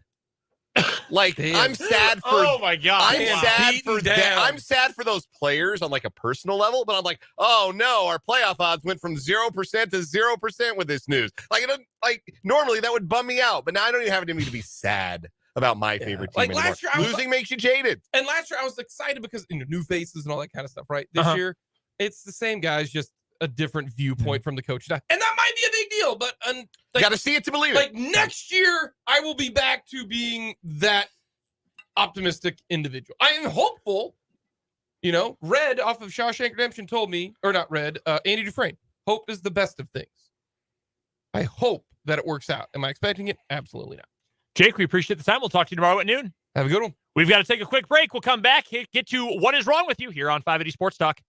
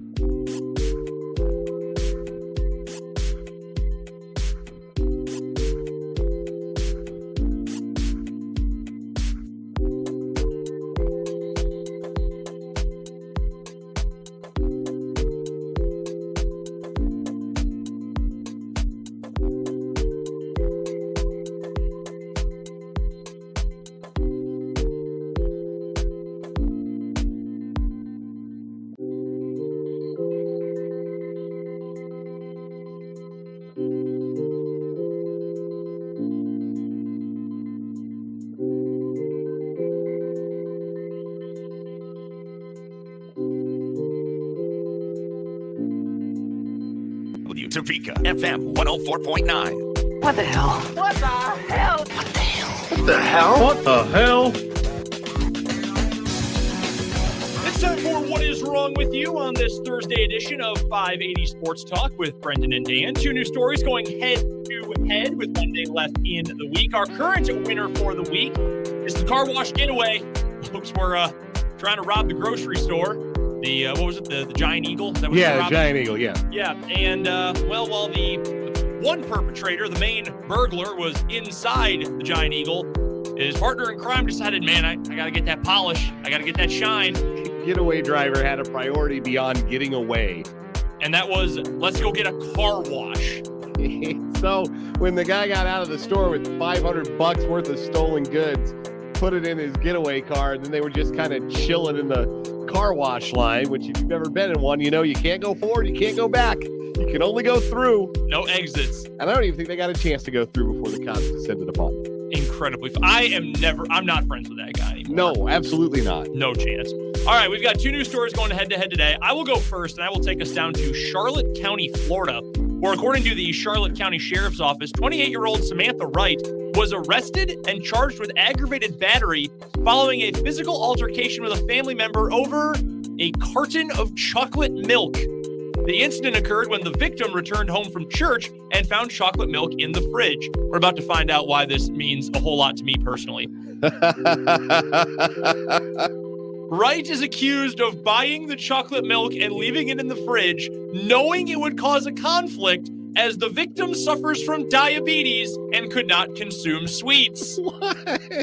When the victim confronted Wright about the incident, Wright became angry and aggressive, leading to a physical altercation that resulted in injuries. According to reports, the victim threw a container of cat litter at Wright in self-defense, which was met with a glass bowl to the face, resulting in a large bloody gash above the victim's left eye. When police arrived at the scene, they found Wright's hands and knuckles covered in blood, indicating that the altercation was violent. Yeah, no kidding. After the fight was broken up, the victim expressed willingness to press charges against Wright. You bring that chocolate milk into my home, I'm taking you to court. You know, actually, I really don't see what she did wrong. Like, I know you're diabetic, but I brought like a can of Coca-Cola to work today, and I drank that Coca-Cola Classic next to you, knowing full well that you are diabetic and couldn't really do that whole thing. See, it makes me think that this has already been an issue before, and like the temptation was a problem. It's crossed the line to being taunting a little bit. Yeah. Like, maybe this is a new diagnosis, and Charlotte's been getting or Samantha rather, has been getting some jokes off about her roommate being diabetic. Like, you can't touch this. Remember you used to be able to drink chocolate milk, now you're diabetic and you can't. Like, okay, then maybe I see where that could be a problem. You want some desserts? Oh, that's too bad. Yeah, just not a very nice move here by Ms. Wright. And it led to a big fight, and now she's going to jail. All right, we're staying in Florida for mine. We're going to Fort Lauderdale, Florida. In fact, we're going to the Fort Lauderdale Hollywood International Airport, where deputies responded to Terminal 1 around 1:05 p.m. on Tuesday after TSA reported a security alert from a carry-on bag belonging to Dorian Young Davis of Dayton, who turned 26 years old on Sunday. Oh, how nice. Happy birthday.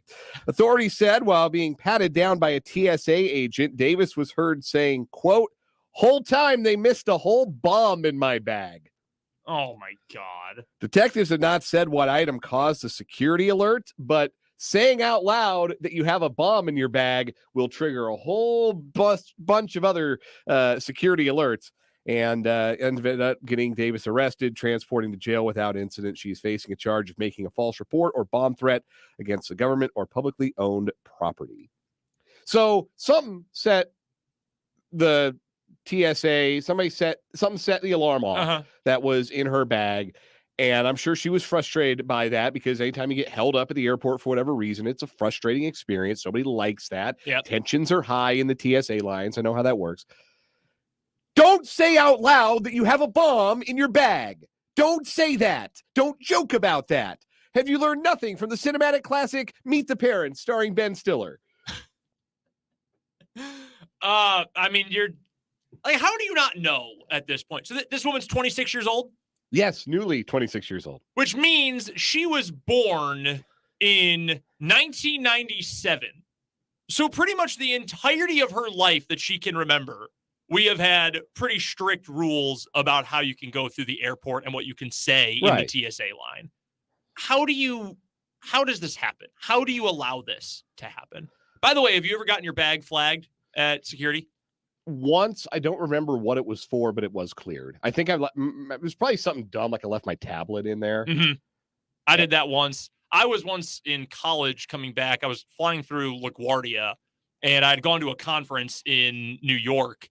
And it was a college radio broadcasters conference, and our station, KJHK, we had won a few trophies. We had won a few awards, and I was the only representative. So I was bringing them back to Lawrence, and I got flagged, and they said, yeah, we've got suspicious items in this bag. And I saw the X-ray, and you could tell they were like brick shaped. And I thought, oh yes, I will be able to explain this, and it'll all be fun. Ha ha ha. But they looked at me like I was carrying the most dangerous contraband you could imagine when the big box showed up on the X-ray machine. But yeah, you ended up being fine because you did not tell those TSA people you missed a whole bomb in my bag.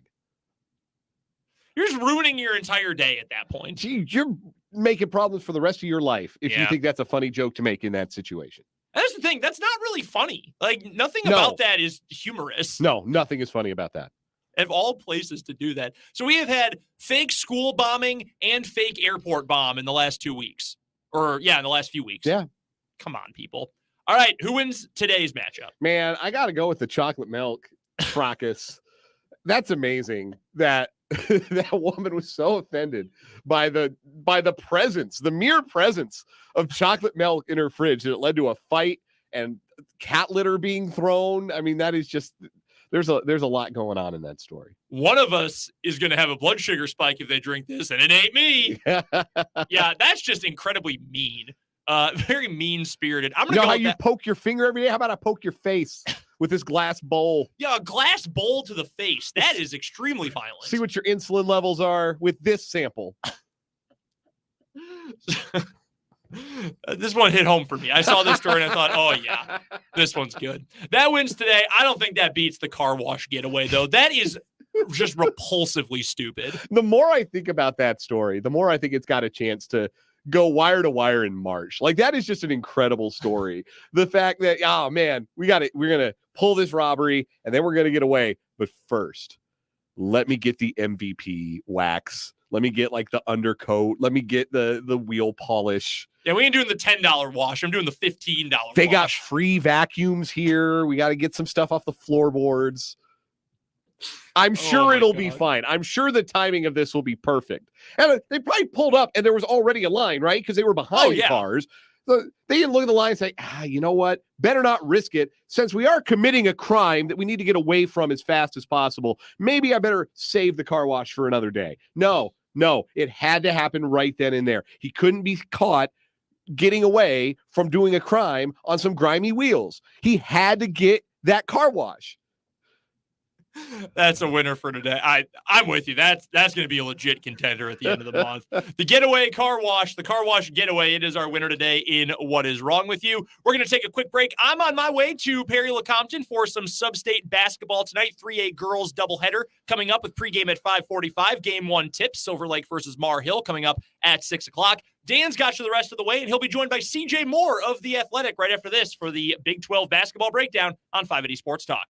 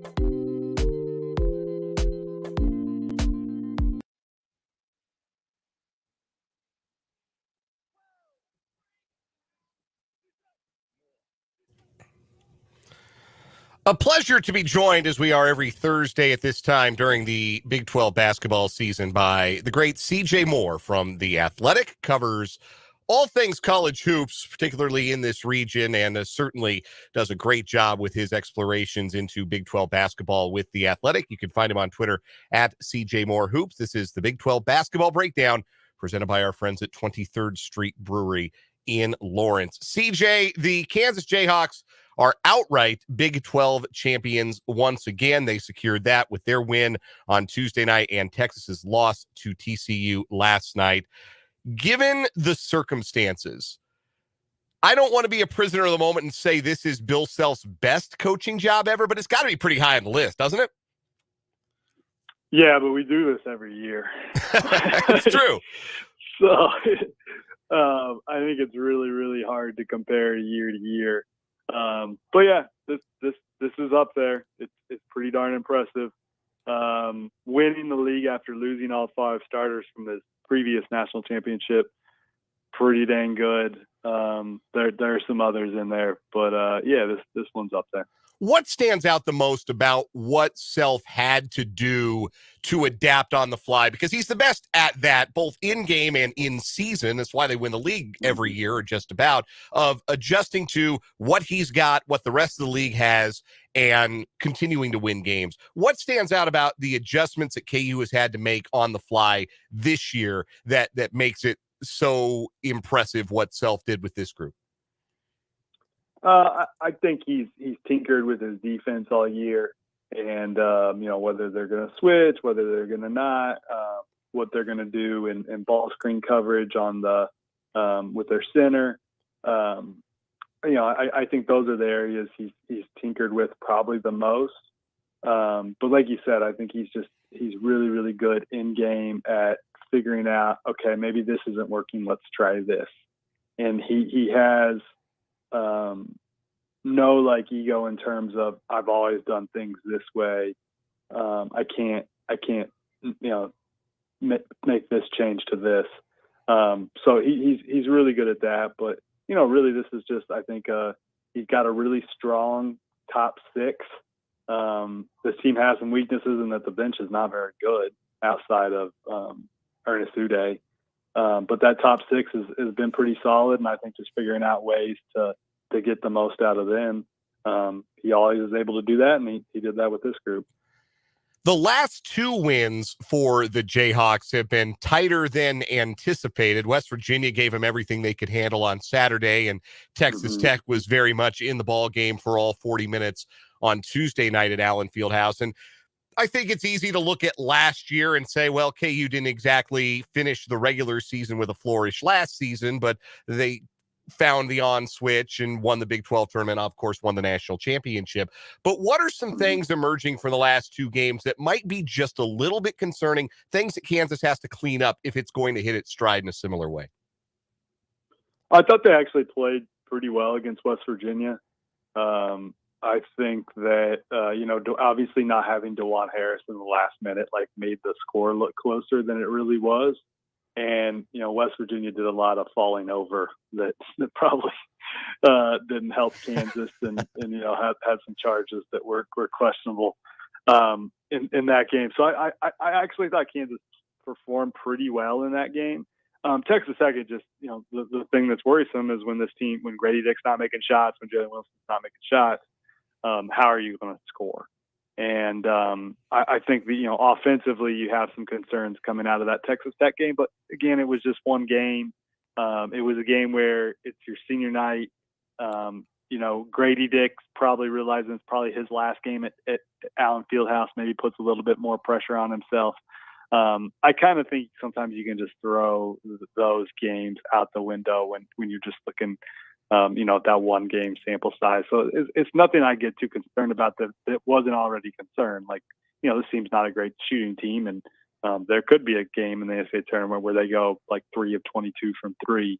But they've been able to show that they can win some ugly ones. CJ Moore covers college basketball for The Athletic, and he's our guest on the Big 12 basketball breakdown here on 580 Sports Talk. It's brought to you by 23rd Street Brewery in Lawrence, a great place to eat, drink, and watch basketball. And, of course, with all the hoops coming up with the conference and NCAA tournaments, there is no finer place to grab a table, grab some friends, and visit than the 23rd Street Brewery on the corner of Clinton Parkway, 23rd Street, and Cassold in Lawrence. CJ, Kansas State wrapped up their home schedule last night with a convincing win over Oklahoma. They go 15-1 at home, and they have a chance at the number 2 seed, a second-place finish in the Big 12 regular season.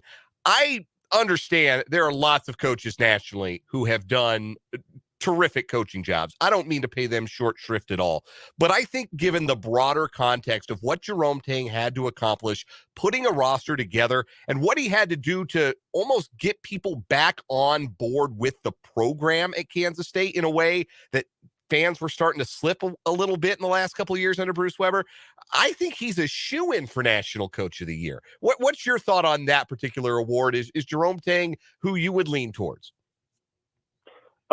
To me, I think there's 3 coaches that have separated themselves in terms of when you look at that award. And you know, these awards, like they're kind of silly in a way because it's all subjective, and it's like how you judge it is not, you know, one person might judge it differently than another person. But I think it's Bill Self, I think it's Jerome Tang, and I think it's Shaka Smart. Like those 3, you can make, in my mind, you can make an argument for any of those 3. And I think the argument for Jerome is as good as anybody's. Like, I mean, you laid it out there. Like, pick 10th, you know, took over a program that he only kept 2 guys, had to totally reload or, you know, rebuild or build, not even rebuild, just build. Right. And, you know, the job they've been able to do, I think is pretty remarkable. So, yeah, I think he'd be a great pick for National Coach of the Year, but I think Self and Shaka would be good picks too. Naquan Tomlin has played really well down the stretch for Kansas State. I thought he was exceptional last night, finished with 19 points, made a couple of threes, which is something he's been trying to add to his game as the season has gone on. He's got to stay out of foul trouble, which is something that he struggled with at times. But does he feel like the X factor player to you, like the guy who could maybe raise Kansas State's ceiling as they go into the postseason? Yeah, it's probably a pretty good pick because he's a really, really talented guy. You know, he's still like learning how to play basketball. So, you know, he makes some mistakes that, you know, sometimes will make you scratch your head. But it's you know, you got to remember, like, he hasn't been playing basketball very long. I think he's an X factor. I think Desi Sills is. I think that, you know, I think I mentioned to you guys last week or the week before that, you know, inserting him into the starting lineup and having him play more, I think takes a little bit of playmaking pressure off of Marquise. And the other thing that it does is, you know, they've gone smaller and, you know, Naquan at the 5, and I think that makes it easier offensively when you play that way, and you know, gives everybody a little bit more space. So that move, you know, you look at their last 4-game winning streak, I think, you know, maybe that keyed it a little bit. CJ Moore of The Athletic joining us here on the Big 12 basketball breakdown presented by 23rd Street Brewery on 580 Sports Talk. Again, you can find all of CJ Moore's great work at The Athletic, and you can find him on Twitter at CJ Moore Hoops. All right, CJ, let's talk about TCU because they got a big win last night. They beat Texas. They had a 16-point lead late in the first half. Texas clawed back, made it close at the end. TCU was able to keep them at arm's length. They win that game despite not getting much from Mike Miles and Eddie Lampkin, their best player and their best big man, respectively. I left that game feeling concerned about TCU moving forward because Miles and Lampkin still don't look 100%. You, on the other hand, seemed to feel a little different. This is not me calling you out. I'm trying to figure out if I'm just being a hater because you said on Twitter last night you wouldn't want to play TCU. They're going to be a better team than whatever seed it is that they wind up on the seed line. You still think they've got an element of danger to them. I'm concerned about the health of their best players and their shooting. Make the case. Am I being unfair, or is TCU going to get right, you think, and maybe are made for March in a different way? I don't think you're being unfair at all, but you know, they still have 2 more weeks to get those guys right. I mean, Eddie, I think that was his first game back, correct? He'd been in and out. The previous one. He's been in and out, but yeah, he missed the previous game. Yeah. And he's been in and out. So, I think the health is definitely a concern. I've been watching Mike Miles, and I'll be honest, I didn't have my eyes locked in on that game as much as I usually would, because it was my son's 16th birthday last night. We went out to dinner, had it on when we got back. So I wasn't as locked into basketball as I usually am, but had it on, was casually watching it as we celebrated him. But was Mike Miles hurting, and was there something wrong with him the previous game when he dropped 24 against Texas Tech? I think he looked okay that game, right? Sure. So, right. I think a guy's allowed, one bad game. The fact they still won with him not playing well is a good sign. And, it might not have been their cleanest performance last night, but I just know, I look at teams like, what are they capable of? When I've seen them at their best, like, how good can they look? What's your A+ game look like? And I'll tell you this, that TCU's A game looks about as good as anybody in the country that I've seen this year. Like, what they were able to do at Kansas was pretty unreal. Mike Miles is one of the best guards, one of the hardest covers in the country. They're really athletic. Damian Ba is a really, really fast big guard that's a hard matchup, and they get they transition from defense to offense better than any team in the country. And Jacoby Coles has, the one luxury they had in Eddie Lampkin kind of being in and out a little bit is I think they kind of were able to experiment a little bit more and have more Jacoby Coles out there, and he got some confidence, and he's been playing really well. So that's a plus. That's just one team that I think, on a night when they're on, they can beat anybody in the country. But I am with you that their shooting absolutely scares me, because it's a team I'm probably going to take deep in the NCAA tournament. Who really cares what my bracket looks like or how it does? But that'll be a team that I probably take pretty far. But because they are one of the worst three-point shooting teams in the country, that's absolutely a concern of mine, that like they could lose early in the tournament. I wouldn't be surprised either. We got about one more minute here with CJ Moore of The Athletic on our Big 12 basketball breakdown.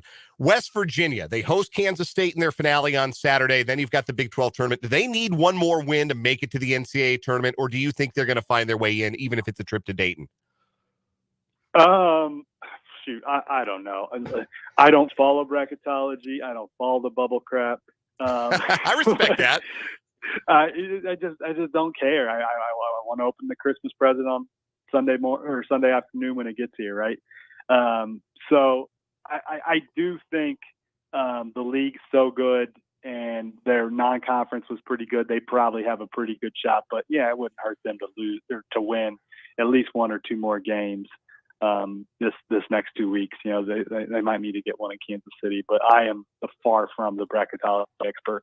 Hey, he's far from a bracketologist, but he is our main man on all things Big 12, and we always appreciate having CJ Moore come on our airwaves for the Big 12 basketball breakdown presented by 23rd Street Brewery of Lawrence. We do it every Thursday at this time during the basketball season. CJ, it is always a pleasure. I think Jake LeBon might be a little disappointed we weren't more combative on the TCU issue, but that's his problem. He'll have to deal with that. Thanks for the time, as always. Appreciate the chat. All right, take care. That is CJ Moore joining us again for the Big 12 basketball breakdown presented by 23rd Street Brewery of Lawrence. We've got 45 minutes of show left before we throw things out to our 580 Preps basketball coverage tonight. 3A girls sub-state action from Perry tonight as Mauer Hill takes on Silver Lake, followed by Rossville versus Jeff West. Brendan's going to have the call of that with the coach, Larry Latimer, starting at 5:45. So we go until then. We've got headlines. We got college hoops talk. We got the Royals to get to and more on 580 Sports Talk. Come back with us.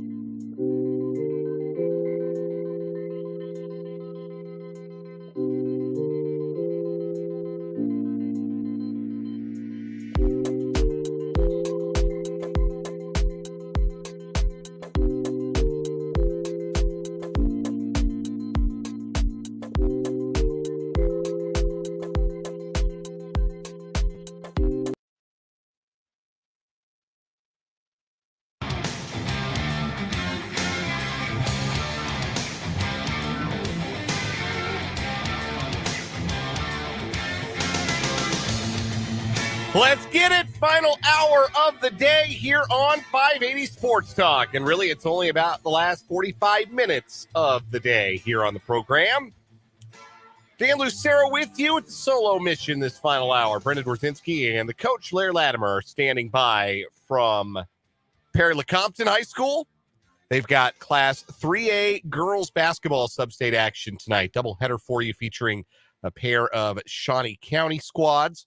Silver Lake takes on Mauer Hill Mount Academy in the opening game of the doubleheader, followed by Rossville taking on my wife's alma mater, Jeff West High School. That starts at 5:45, the pregame coverage. First game at 6, second game to follow, and we'll have the action tonight. Our 580 Preps postseason coverage continues here tonight on 580 WIBW and FM 104.9. While we're on the subject, should also mention that we've got another 580 Preps postseason doubleheader coming your way tomorrow, starting at 6 o'clock with the 5A girls sub-state final between Highland Park and Shawnee Heights from the pressure cooker. Brendan Dworzinski and the coach, Larry Latimer, on that one. Then, when that one is done, we will go live out to the House of Blues, Washburn Rural High School. Yours truly will be Mike's side, and we'll pick up in progress the 6A boys sub-state final between Washburn Rural and Derby. And then on Saturday, we've got a single game for you immediately following Kansas State men's basketball. K-State tips off 4 o'clock Saturday, of course, in their regular season finale. Immediately following, we will join coverage starting at 6 o'clock with the Highland Park Scots in the boys sub-state championship game in Class 5A, where they will be taking on St. James Academy out of Lenexa. So that's our full schedule of high school basketball coming your way tonight, tomorrow, and Saturday here on 580 WIBW. While we're on the high school topic, and before we get fully into the hour and our Blue Dot of Kansas headlines, wanted to nod to our earlier segment today. We had Rick Peterson on the program for our Invista Credit Union High School Whip Around. He is at state bowling today. He mentioned that he had seen the Seaman girls place 3rd overall as a team. Understand now that the Seaman boys have also placed 3rd as a team in Class 5A in a very competitive state tournament as well. So salute to the Viking bowlers today as state tournament action concludes in Wichita. Appreciate you all being a part of the program today. You can hit me up on the Big O Tires text line, 785-272-9429. You can also comment in the YouTube comment sections. I thank you to Matt for calling our attention, the Seaman boys and their finish at the state tournament. Always appreciate your input and always appreciate you tuning in, making us a part of your day.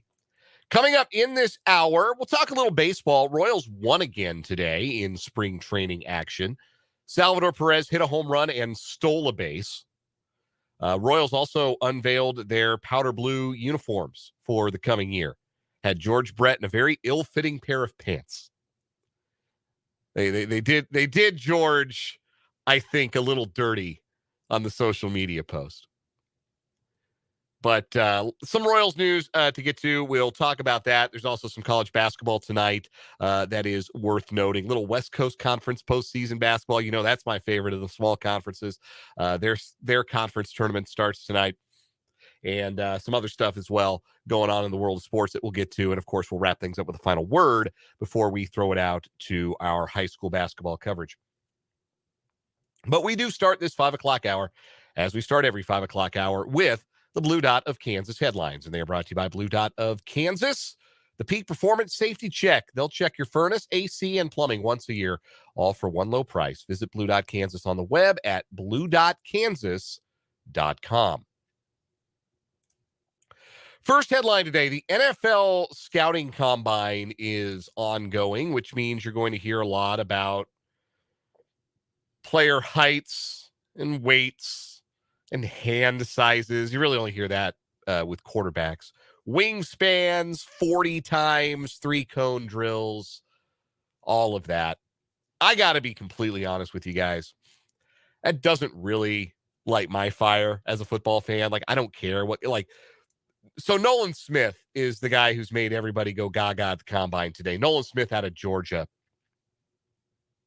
He was probably their best pass rusher, and he got hurt halfway through the season, which means the Georgia team that baptized TCU in the national championship game didn't have, I don't want to say he was their best defensive player, but he was one of their best defensive players in Nolan Smith. Anyway, Nolan Smith went out there and ran a 4.4 in the 40 today, a 4.44. Also, his vertical leap and his broad jump rank in the 98th and 95th percentile for guys his size as well. So Nolan Smith is the guy who blew up the combine today. As Bomani Jones of ESPN put it on Twitter, why is he in the draft and not in a Marvel movie? Like that's superhero stuff that Nolan Smith is out there doing. But that stuff generally not super interesting to me. The combine story, though, that is getting the most attention in a negative way. Georgia star defensive tackle Jalen Carter was back at the starting combine today. That's the day after his arrest on charges of reckless driving and racing in connection with a crash that killed a Bulldog teammate and a recruiting staff member. He returned to the combine today just to finish interviews and get measurements taken. He had not been expected to work out, and apparently is holding firm to that. He was booked in Georgia late last night, 11:33 p.m., released at 11:49 p.m., and then returned via airplane to Indianapolis. So if you have been following this story, a lot of this broke yesterday. That Carter is being accused of racing his vehicle against a vehicle that had been driven by a recruiting staffer. And in the course of that reckless driving, the recruiting staffer, Chandler LaCroix, lost control of her vehicle and was in an accident, and she was killed. And Devin Willock, an offensive lineman on the Georgia football team, was also killed. And Jalen Carter, it turns out, has not been completely forthcoming to police about his role or his presence on the scene or his proximity to the scene of the accident.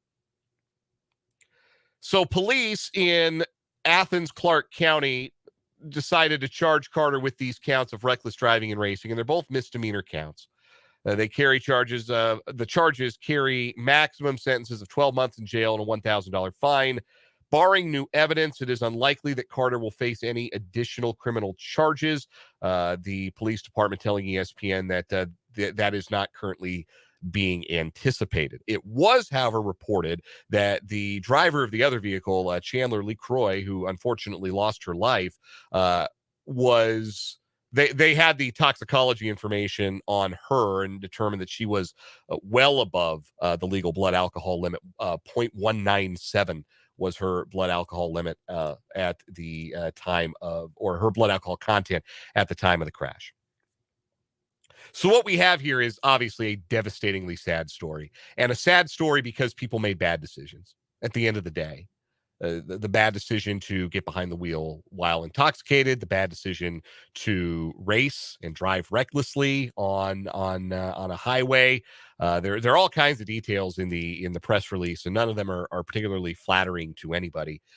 But it leaves you in a kind of awkward spot when you talk about Jalen Carter, who is universally projected to be a top 5 or higher pick in this year's NFL draft. There are some who think he'd go number 1 overall. I think it's a little high for a 3-technique defensive tackle, but it also wouldn't surprise me because he's unbelievably good, and he was the most impactful player on the best defense on the best team in the country.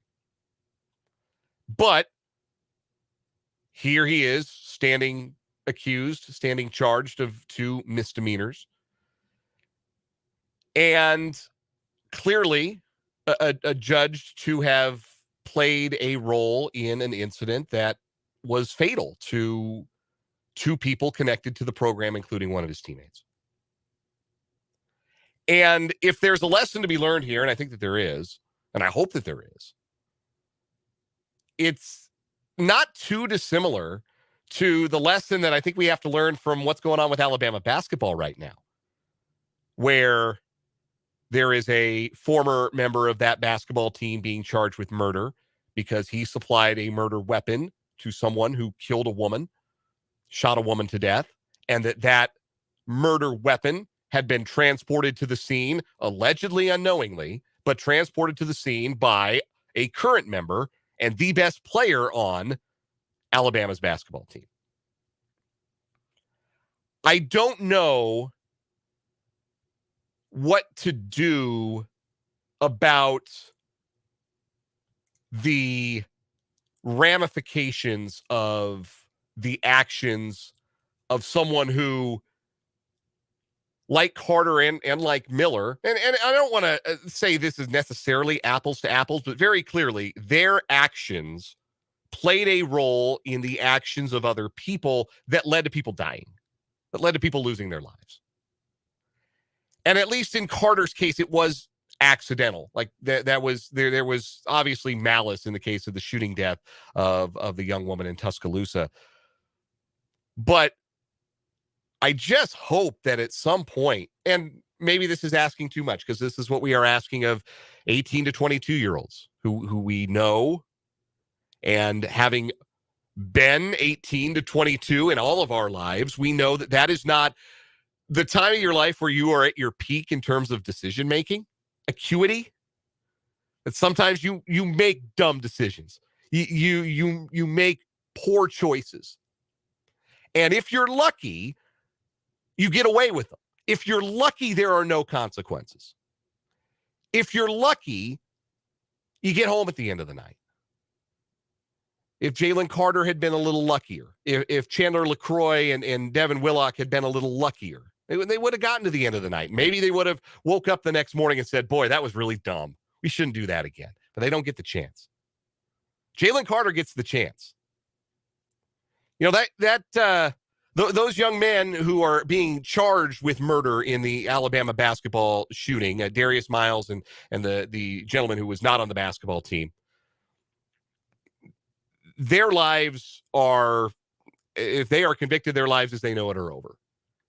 And they're going to have to sit in a prison cell and think about what they did instead of, you know, maybe they were being silly with a gun, but nobody got shot. They never fired it. And then they go home and say, man, that was really stupid. We didn't need to escalate it to that point. That was really dumb. And then you get to live and learn from that mistake. But unfortunately, that's not the case for them either. But for Brandon Miller and for Jalen Carter, there is an opportunity for that second chance. There's that opportunity to make better decisions. There's an opportunity for them to lead their teams and be an example to their teammates moving forward, however far they go in their professional sports careers, and say, this was the mistake I made. This was me being stupid. Don't do this. Don't make that same mistake. So you don't have to live with what we have to live with. And I hope that's the case for Jalen Carter, sincerely. I hope that he's had a chance to do some introspection. But it is a sad story. It is a sad story. And as somebody points out on the Big O Tires text line, that'll haunt you for the rest of your life. It will. He'll have to deal with that forever. But hopefully there can be the lesson learned. I guess that's what you hope for from that. And it does. It feels weird to talk about Alabama and Brandon Miller's basketball success now. There's a cloud over that. And there will be a bit of a cloud, I think, over Jalen Carter's draft day, which should be the most exciting day of a young man's life, right? You get drafted in the NFL. You achieve that lifelong dream. But there'll be a cloud. There'll be a sadness about it. Some other NFL news. We continue on our Blue Dot of Kansas headlines. The deadline for NFL teams to use a franchise tag is Tuesday at 4 p.m. Eastern time. The Chiefs obviously have a big decision to make as far as their franchise tag and whether they will apply it for a second year in a row to offensive tackle Orlando Brown Jr. Two teams have already used their franchise tag. The Washington Commanders are franchising defensive tackle Darren Payne, who had 11.5 sacks last year. And today, the Jacksonville Jaguars, it was reported, are expected to franchise tag tight end Evan Ingram, who had a career year this last year, 73 catches, 766 yards. Unlike some franchise tag situations, the Ingram situation with the Jaguars really does feel much more like a situation where both sides want to get something done, and this just buys you the time to get it done without having that player hit the free agent market. That's where Ingram wants to be. And I don't blame him. He spent 5 years with the Giants and had, kind of limited success after being a first-round pick, but really broke out last year with a Jaguars team that appears to be ascending. And I don't blame the Jaguars for wanting to keep Ingram around, and I certainly don't blame Ingram for wanting to find a long-term home as he signs his second big contract. Let's keep it rolling on our Blue Dot of Kansas headlines, brought to you again by Blue Dot of Kansas here on 580 Sports Talk. The Big 12 has started to roll out lots of details about their conference tournament experience. We talked a little bit about this yesterday, Brendan and I did, about the menu. Hashtag Big 12 Eats. There's going to be some interesting food items available at the T-Mobile Center. One unique food item per Big 12 school. They also announced this today, a series of telecast enhancements that the conference and ESPN will be executing during the men's and women's Big 12 basketball championships. Throughout the championships, ESPN will be granted access to both the locker room and in-game huddles, providing fans with a new degree of behind-the-scenes content. ESPN will also have a live studio show throughout the championships, and SportsCenter will conduct live interviews with Big 12 coaches and student athletes. Additionally, pregame and postgame shows will stream on digital channels and Big 12 Now on ESPN+. The quote from Brett Yormark, "As a conference, we want to be leaders in storytelling. Thanks to our collaboration with ESPN, the Big 12 Basketball Championships will offer fans an unparalleled viewing experience that highlights the talent of the incredible student athletes that compete in this conference." I don't know if any of the other conference tournaments are getting that kind of a treatment from their network partners. I'm trying to find press releases here from, say, the SEC, and I'm not finding one at their website that lays out what their coverage is going to look like. Yeah, certainly they've got obviously the SEC network, and they can do pre and post game stuff over the air on their own linear channel. But I found that a little bit interesting, and I found it to be a positive. Again, a conference that is trying to give its fans more content. And I know you can kind of roll your eyes at the term content. I get that. I get the tendency to kind of say, yeah, content is king. But I think this is a positive. I think it's good to have, the live studio shows, the interviews on SportsCenter. I think that makes these championships feel like a bigger deal. I think it makes the Big 12 championship feel a little bit elevated. And honestly, particularly on the men's side, where it's the best conference in college basketball, it should feel elevated. It should feel like a big deal. It should be covered like it's an NCAA tournament game, or like it's something unique, like it's something special, something more than the coverage you might get a regular season game. So I'm all for this. I think that this is interesting. That the Big 12 is looking to give its fans and other people who might be interested in watching its games more access, more content, and really raise the profile of and the level of this league. It's forward thinking. It's about the fan, about I don't like calling fans consumers, even though on a base level, that's what we are as sports fans, right? But it's about you. It's about what you want to see. You want more of your favorite teams. You want more interviews. You want more analysis. You want that for your favorite teams, your favorite conference. If you're a fan of a Big 12 team, that's what you're getting. It's forward thinking in a way that this conference, frankly, was not for a very, very long time. So I think that really stands out. I think that's really interesting. As far as some other things that will be happening as far along the lines of the entertainment and the fan experience, we talked about the food yesterday. Apparently, Fat Joe is going to perform a VIP-only set Friday, March 10th. Shaquille O'Neal will be DJing at the Power and Light District Saturday night. 1 hour DJ set for DJ Diesel. Fat Joe, man, been a while since he's had a hit. I would say ask your kids. Your kids might not even know. Like, Lean Back was cool when I was in high school. And as I am reminded more and more with each passing day, that was a long time ago. That was about half my life ago at this stage. Also expanded partnership with the streetwear brand A Bathing Ape. So if you'd like to buy a $150 t-shirt, I'm sure the Big 12 Conference and A Bathing Ape will take care of you. It's just, we talk about a fresh perspective and fresh ideas, and some stuff is going to work and some stuff is going to make you roll your eyes, right? Like, that's how it works. When you're trying to innovate, when you're trying to do new things, when you're trying to break some ground and break the mold and be different, there's going to be some stuff that works, but there'll be some stuff that doesn't. And you're going to roll your eyes at the stuff that doesn't work. But the stuff that does work, like the original XFL is a great example of this, right? Like, the football stunk.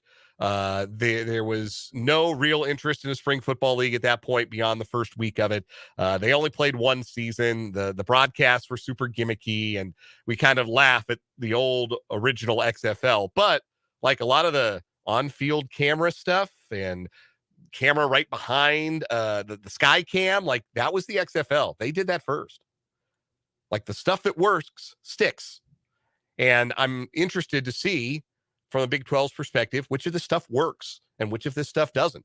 Which of this stuff really does help the Big 12 elevate itself and solidify its brand, because that is going to be important as we move forward into a landscape where the SEC and the Big 10 have so much more reach and so many more resources. You got to get a piece of that pie however you can, and this is how the Big 12 is going about it. And like I said, I think some of it will work. I think some of it won't. Like, I don't know that having Fat Joe do a concert is going to move the needle. But if it's something fun that people enjoy doing, and then they're talking about, oh, yeah, I went to the Big 12 tournament. It was really fun. Fat Joe was there. Like, hey, maybe that works for some people. It keeps them coming back for next year. Anyway, that's a wrap on our Blue Dot of Kansas headlines. Again, brought to you by Blue Dot of Kansas. Check them out on the web, blue.kansas.com. I'm going to take a quick break here. When we come back, Royals are winners again. They are a wagon in the Cactus League. We'll talk a little baseball next here on 580 Sports Talk.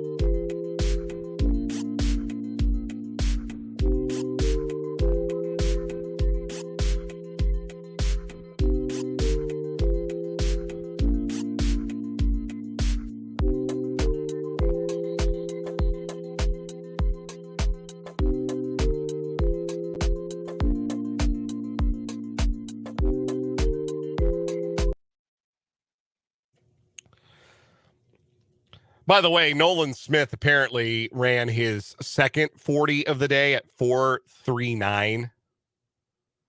That is much faster than any of the other defensive linemen, defensive ends at this year's NFL Combine. A lot of mock drafts have him mid first round. That stock could be rising for the Georgia standout, who again missed part of the season. Like, think of how unfair it would have been if Georgia had gotten to play TCU with Nolan Smith on defense. I think they probably would have shut him out. I think they probably would have shut a lot of teams out. He missed, I don't remember how many games exactly, but he missed a good chunk. He wasn't available down the stretch. He wasn't available for the conference championship game or the playoff. Just imagine that Georgia team, what they did, and then give him like an Avenger, because that is apparently physically what Nolan Smith is. He's one of the Avengers. Anyway, that is your latest from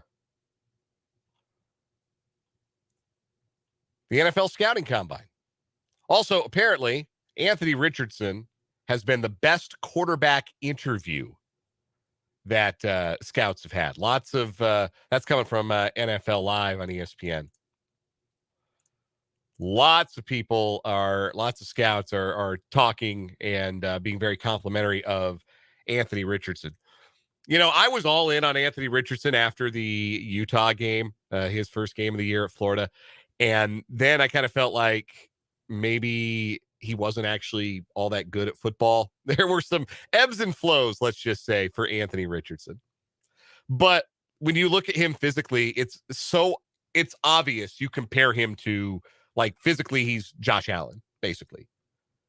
Not quite Cam Newton, not quite that big, but yeah, he got Josh Allen feel to him. Like, the arm is massive. He's big. He can run.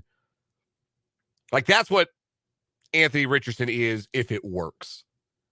And I think there's going to be a team that talks themselves into him and gives him the chance to play right away. And I don't think that's a good thing for Anthony Richardson. I think the best scenario for Anthony Richardson is to end up somewhere where he could back somebody up for a year. Like, for example, a certain team in the Pacific Northwest that I have a notable fondness for. I have absolutely drank the Anthony Richardson Kool-Aid as a Seahawks fan. Re-sign Geno, 2 years, draft Anthony Richardson, let him learn, turn him loose. I'm kind of in. I'm back in on Anthony Richardson. Just when I thought I was out, right? They pull me back in. Anyhow, some housekeeping things to get to as we, again, take you to high school basketball tonight, about 10 minutes or so. We're going to send it out to Brendan Dworzinski and the coach, Larry Latimer. They are at Perry Lecompton High School tonight for 3A girls sub-state semifinal action. Silver Lake and Mauer Hill Mount Academy. Game 1. Game 2 is Rossville and Jeff West. So we're going to send it out there in about 10 minutes or so. So a couple of things, a couple of notes to get to before we wrap the show up with a final word. The Royals are 6-1 in the Cactus League. They beat the Angels today, doubled them up 8-4. And a fun thing about today's box score is that it was the studs getting it done at the top of the Royals lineup. How about Bobby Witt Jr., MJ Melendez, and Salvador Perez combining to go 6 for 8 with 6 RBI? That's what you love to see. That'll play in June, right? You take that every day. Bobby Witt Jr., 2 for 3 with a couple of singles, scored 2 runs, drove in a run. MJ Melendez, 2 hits, one of them a double, drove in 2, scored twice. And Salvi Perez, 2 for 3 with a dinger, a 2-run shot, also drove in another run and scored a run and stole a base. You're probably thinking to yourself, when is the last time Sal Perez stole a base? And that is a question with an answer that might surprise you, because that last happened actually in 2020. I know, COVID season, fake year, none of it counted, but he did. There was a game in 2020 where he hit a home run, stole a base. So maybe it's those big bases. Maybe he just didn't want to feel left out because Bobby Witt Jr. and MJ Melendez stole bases as well. So they just were all They were all in harmony. 1, 2, 3 in that Royals order. Witt Jr., Melendez, and Perez. Big games today. Freddie Fermin also a 2-run homer in the 8th inning. The reserve catcher. On the bump today, Amir Garrett, Josh Stamont, Jose Cuas, scoreless relief innings. And the other guys who pitched, if you know them, you are a sick in the head Royals fan. Let me tell you what. If you got anything on TJ Sikkema, you've got more than I got. Or Walter Pennington. Hey, he's a Colorado guy. He's from Broomfield, Colorado, apparently. According to his ESPN, he's a D2 guy. Colorado School of Mines. All right, I'm in on Walter Pennington. Left-handed pitcher in the Royals chain. He pitched today in the 8-4 win. Royals 6-1 now in Cactus League play. Last thing for you before we get to the final word is another college basketball night. We've been giving you some best bets, Brendan and I. Brendan with the big whiff last night on Pitt laying 3.5 at Notre Dame. I tried to tell him that the Irish were going to have some juice for Mike Bray's final home game, and they shellacked the Panthers, who now need a win and some help, I think, to earn the outright ACC championship. Also, I was right about Ohio State. I thought it was weird. They were laying 1.5 against 21st ranked Maryland at home. Thought it was so weird that I thought Vegas must know something I don't. And they did. Ohio State took care of business in that one. Tonight, what do I have my eye on? I'm so glad you asked. It's the start of the West Coast Conference Tournament. We love West Coast Conference basketball. Pepperdine tonight, my dad's alma mater. The Dine in action, laying 3.5 against Pacific. Ride with the waves. They're going to get their offense back on track. They had a disappointing regular season finale against LMU, but they had covered 5 straight before that. They are going to take it to the Pacific Tigers, who just can't score. They can't roll with the waves. Pepperdine minus 3.5 is my best bet for tonight. Final word next here at 580 Sports Talk.